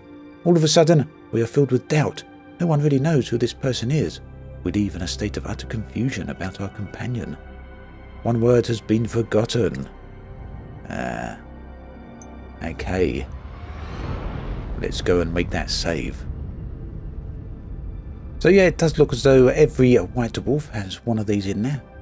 So that's pretty handy, isn't it? Okay. So fuel, oxygen and hull are all looking pretty good. Okay, so I spent a few minutes stocking up everything there just to make sure we are well prepared for our trip to the Atlas. Just 15 light years away now. Got a full tank of fuel, a load of oxygen, and decent amount of protection on the hull. Do we want to go to the civilized planet? Probably not. Let's try and get our way to the Atlas. We are nearly there. Just 15 light years now. Is it going to come into view? Not quite. 12 light years. Passing by, a slow-moving comet is approaching our ship. Upon analysis, Science Officer Sergi explains that it is bizarrely made of organic material and that it seems to be alive despite the cold. Should we approach it? Approach the comet, destroy the comet. I'm not one to destroy things, but this game has been pretty harsh, so let's destroy it. We managed to alter the trajectory of an asteroid to intersect with that of the comet. To our bafflement, the asteroid is absorbed by the comet, devoured voraciously. We did well to avoid such an object. There is some good news. The creature apparently rejects the metallic elements of the asteroid. It spits them back out, and we are able to recover them when the beast has left. The crew has found 10 iron, and the crew has found 10 cobalt as well. Okay, well the iron nicely can go straight into our hull, and we put that in our fuel tank? I don't see why not. After all, there's no space left to store that. Okay then, well, okay, so basically it looks like cobalt is a much better source of fuel than even helium. Unfortunately, we got one lot left there, but not enough room to take it. So we're going to leave it behind and carry on. We're going to go right to the outer edge of our jump capabilities there. And you can see the Atlas is now very, very nearly in range. Let's keep going. Not quite reached the next star along. How are we going to make that then? Can we reach that one? Neutron Star's out of range.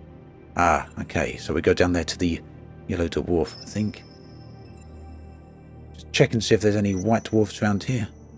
Because now wouldn't be a bad time to save, would it? As we're nearly there. Nope. Looks like these are all... although there's a White Dwarf. Gonna very, very, very quickly go and save before we go to the Atlas.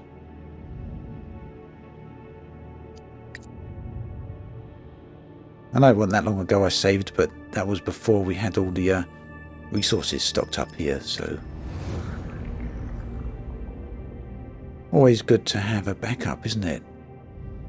So I'm quite happy as long as our hull is over 50%, I think would be good. But even though that said, we might get to the Atlas and it be completely harmless after all. Okay, so we're going to save, and I think we're ready to head back now.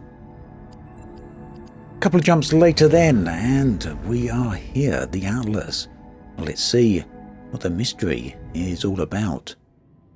Ah, okay, so that is definitely a very, very different looking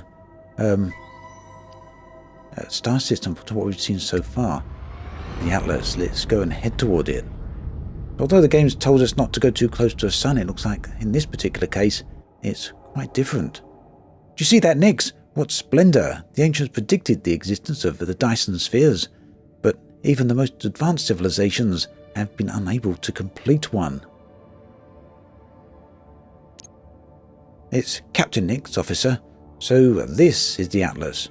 Wonders like this are why I'll never stop roaming the galaxy. I've never seen anything so elaborate. The structure surrounds an entire star, capturing all of its energy. What an amazing feat. Let's get a better look at it. Move closer. Okay, so by moving closer, I assume they mean to land. So let's go land at the Atlas inside this rather unusual looking Dyson sphere. So brand new looking location here, not like anything we've seen so far. How incredible! The inside is lined with perfectly arranged floral gardens. Not just any gardens. These ones are 500 million times larger than the surface of any planet. But why a garden? An atlas is supposed to be a database. I don't see anywhere the data could be stored. Captain, I think I have a guess. Please share it, Officer Sergei. Information can be encoded into anything, DNA, colours, even the scent of flowers.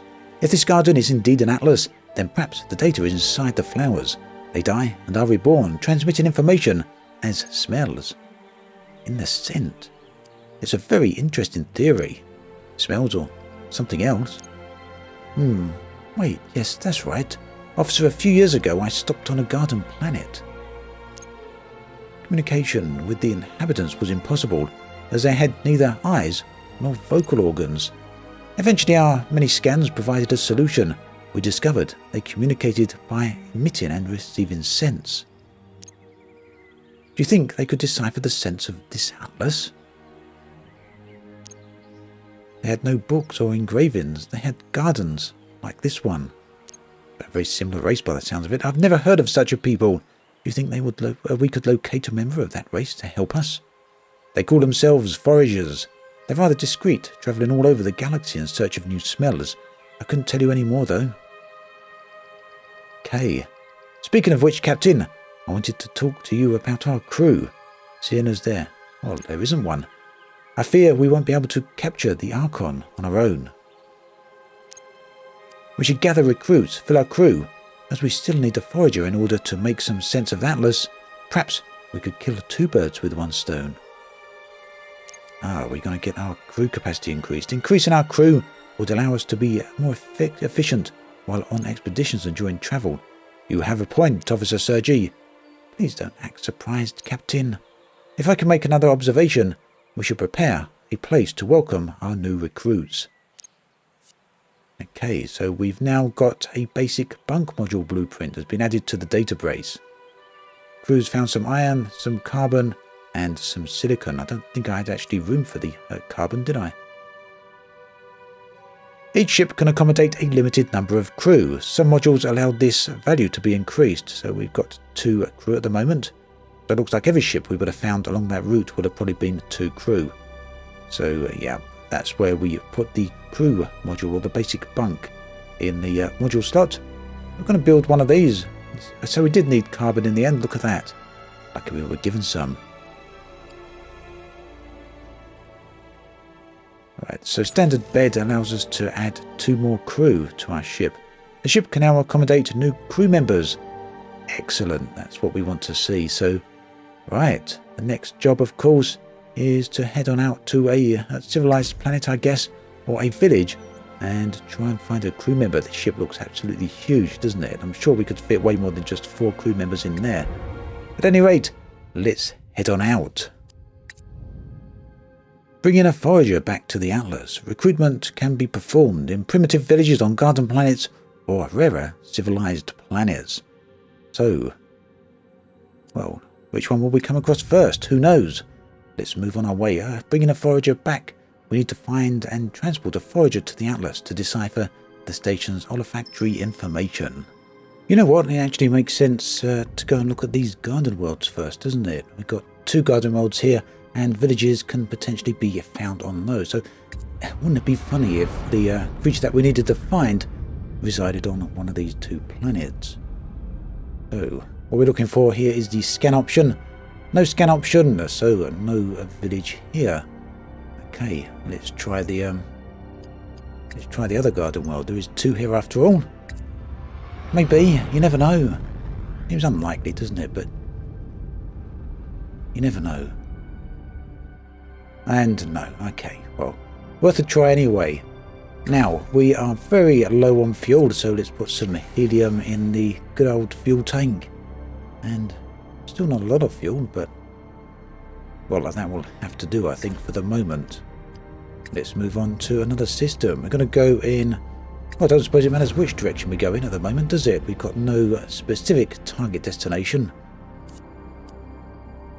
What we took to be a large asteroid turns out to be a huge creature, a space whale of sorts, nonchalantly orbiting this system's star. It carries in its wakes the many rocks it has collected during the course of a long journey. We spend many hours analysing this unique specimen. Right, we're going to follow in its wake. The creature isn't only trailing rocks, its immense orifices also release leftover materials lovely from the meals it has digested. Like parasites, we follow along to collect these. The crew found 15 material.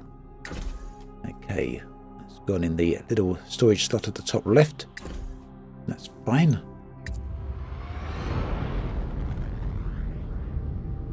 But we do need to get some fuel, don't we? We are running dangerously low here. Let's probe that with 5, make sure the correct crew members are signed first. Nearly did it.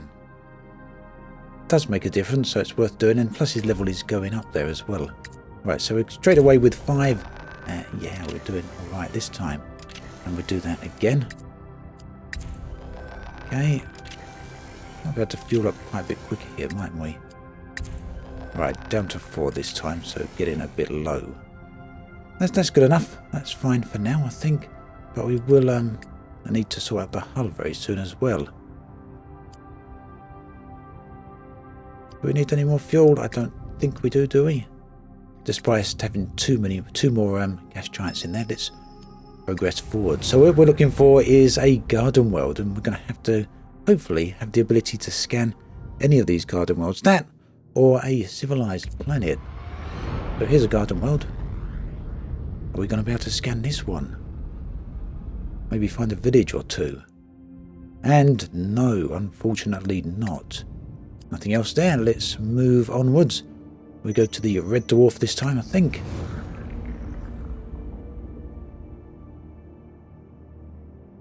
What do we got? It's impossible to progress into the system at the outer edge of the star's gravitational field. A powerful force field bars any entry. We locate an opening of sorts, but it is some kind of alien tunnel maintained by an unfamiliar species. If we try to proceed, what do we find? Well, we can pay a tax, so lose an item and get a short trip. We don't want that. We can talk with the aliens, lose some oxygen and gain an alien word. We'll do that. That was a lot of oxygen. We gained a new word for you. Possibly will come in handy at some point. Okay, so no garden world here. We're going to have to move onwards. Let's go to the blue giant this time. Again, looking for garden worlds. Are there any here? Still don't fully remember the types of planets per star. We're making an astonishing discovery. A celestial creature that resembles a whale. It is much larger than our ship and modified by electronic components. A ship of a kind, but abandoned. Seems that the creature is long dead. Perhaps for millennia. Okay, well, I don't really want to use up any items here. The first option is to use up a slot. Get one less slot. That's a pretty big deal, isn't it? No, thank you.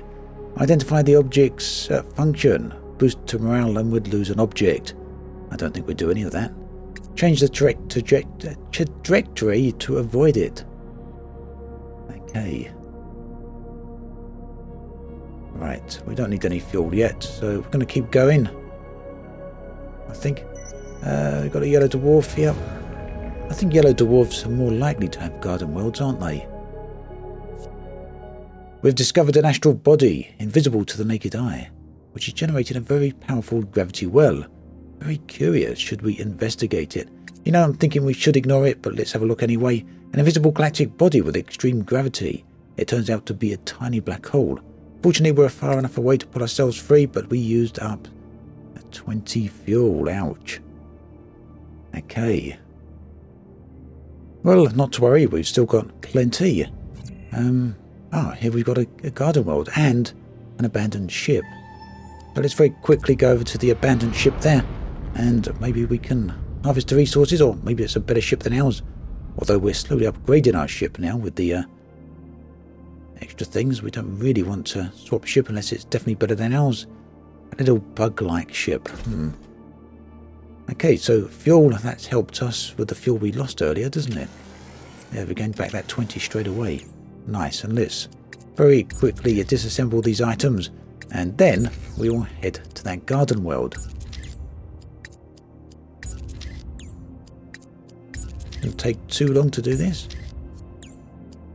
I can see we've got some items here that's going to allow us to replenish our hull and our oxygen as well. So very quickly, let's do that. A little bit of oxygen there. The iron, I think we'll put that straight. Well, let's top ourselves up to 20 and the rest in there as well. The other items we can just put into our storage and be on our way. I'm going to leave the carbon behind. You just know we're going to need carbon sooner or later, don't you? Okay, so off to this garden world. Is this one going to have a village on board, or at least the option to scan the planetary surface? Let's hope so. We need to find that forager. Here we go. Scan. Exactly what we want. Right, 2 anomalies here. Hopefully one of them is going to be a village. What's this first one? We don't know. It's just the alpha site. Let's have a look for the other one. And we've got the beta site. What we got? And we've got a village at the alpha anomaly. Okay, just 1 skull there, so pretty safe terrain, all things considered. Just have a look at the other one, just in case it's a better option. No, this is a seam of resources. We don't want that. So let's land and go and see if we can find a forager, someone to recruit maybe. Right. So yet another garden world. Hopefully, this planet isn't too dangerous. It did have just 1 skull here. I don't really want to lose my crew whilst we're en route to finding this forager. Assuming there's a forager even here. Right, which item do we want to take? Sacred ointment. 20% chance of swiftness, or a flask, legendary object. Improved vision. I don't think that's going to be necessary here, but you never know. But let's save that for now and just add Nyx to the party without any item. And Sergey, let's see what he can take. Right, we've got lockpicking or geological radar. So lockpicking, each time a chest is opened, the crew gains 6 experience points. Looks like we've got 4 uses remaining on that one. Possibly the option to go with. Alternatively, we have got the geological radar. When a resource vein is revealed, we don't want that. Not worried about resource veins, and there's only 1 use on that anyway, so let's get going. We're on our way now, aren't we? Okay. Well, what's that crystal thing? Is that the ship? Yes, that's my ship. We don't want to leave. We want to continue on with the expedition. Right, so what we want to do here is avoid any hostile tiles that we come across. There, we've got 1 hostile tile there. We've got some flowers. Still not sure really what we do with these flowers yet. We keep finding them. I've had to dispose of some, I think, along the route. Maybe we'll find a use for them sooner or later. Hey, well, this is going pretty well anyway, at least in terms of not getting ourselves hurt. Oh, we got some resource cache down here. Some chests. Wasn't there, we getting some experience points if we open up that? Yes, we do. We gained 6 resource points. We've got a small crid cube as well as a drill and some more plants as well. Let's go up this way. I think, by the looks of it, this is going to take us round to the ship. Oh no. What's that? Okay, well that doesn't look like the village. Not going to go in there just yet anyway. We'll don't want to take too much in the way of risk just yet. I think we're getting very, very close to being able to recruit someone, and having 3 people on my team before we take any risks will be much better than just having 2 people. So let's have a further look around this direction just to see if we can find that village. Oh, we got a hostile tile there. Let's see if we can get around that without... We did that. Good. Don't want to walk through the hostile tiles unnecessarily. Up or down? Let's go down.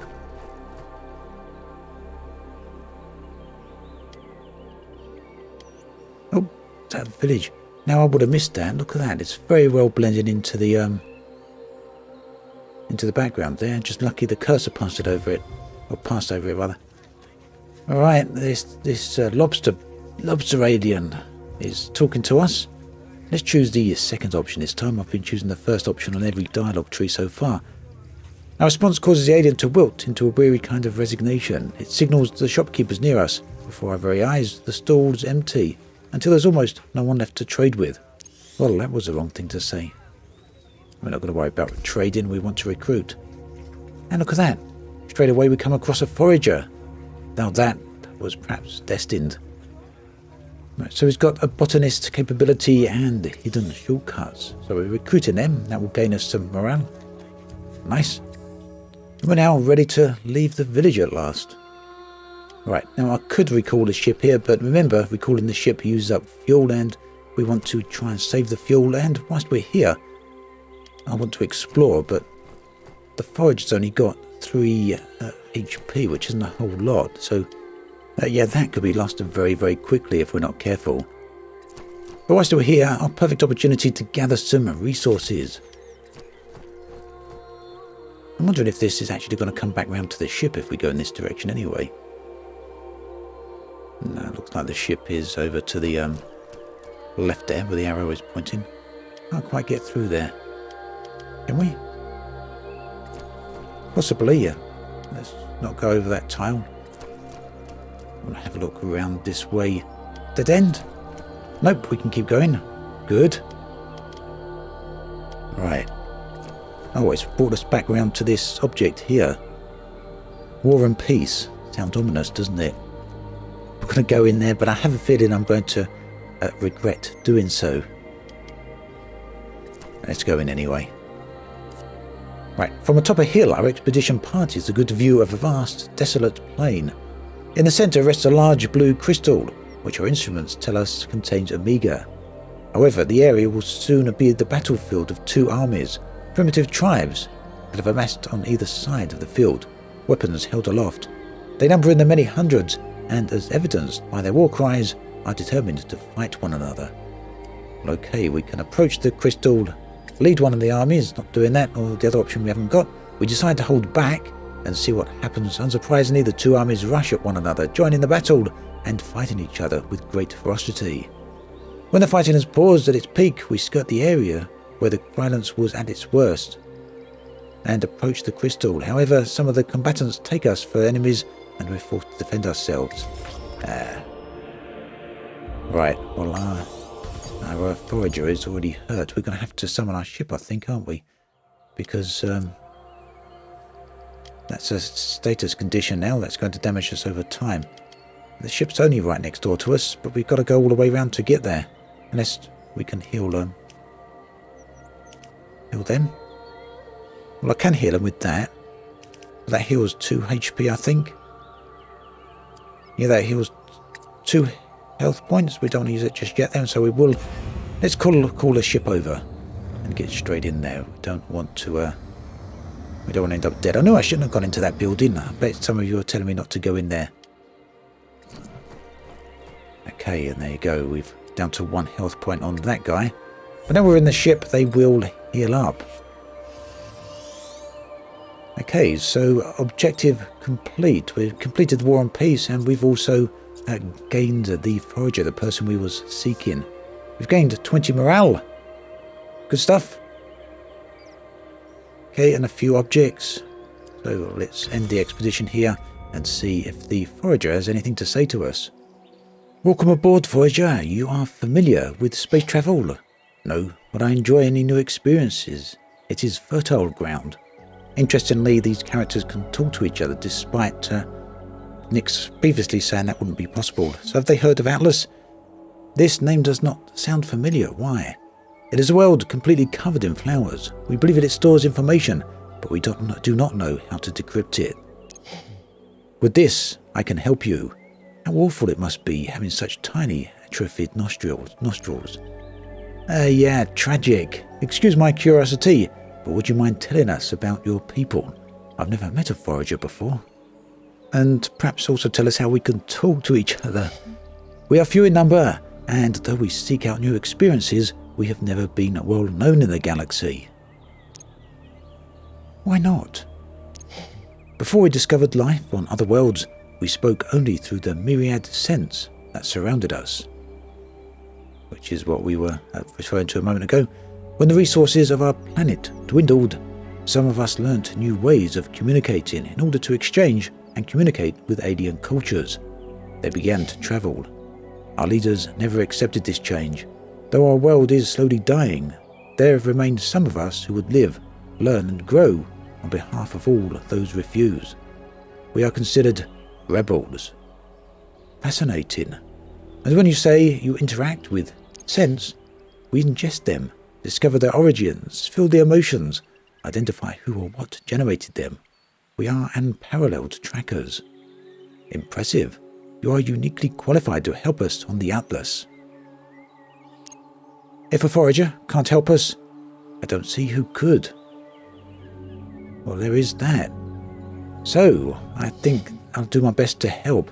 I think that is where we will leave it for this particular video. Obviously, the forager is about to head off with the crew back to the Atlas, but that's something I'm going to do another time. And a little bit of extra technology here, but plenty for you to discover along the way if you're interested in checking the game out for yourself. Of course, everything you need to know is in the video description below. Do check out their links. Out there, Oceans of Time is available right now. As always, thanks for watching, and I'll catch you guys and girls next time.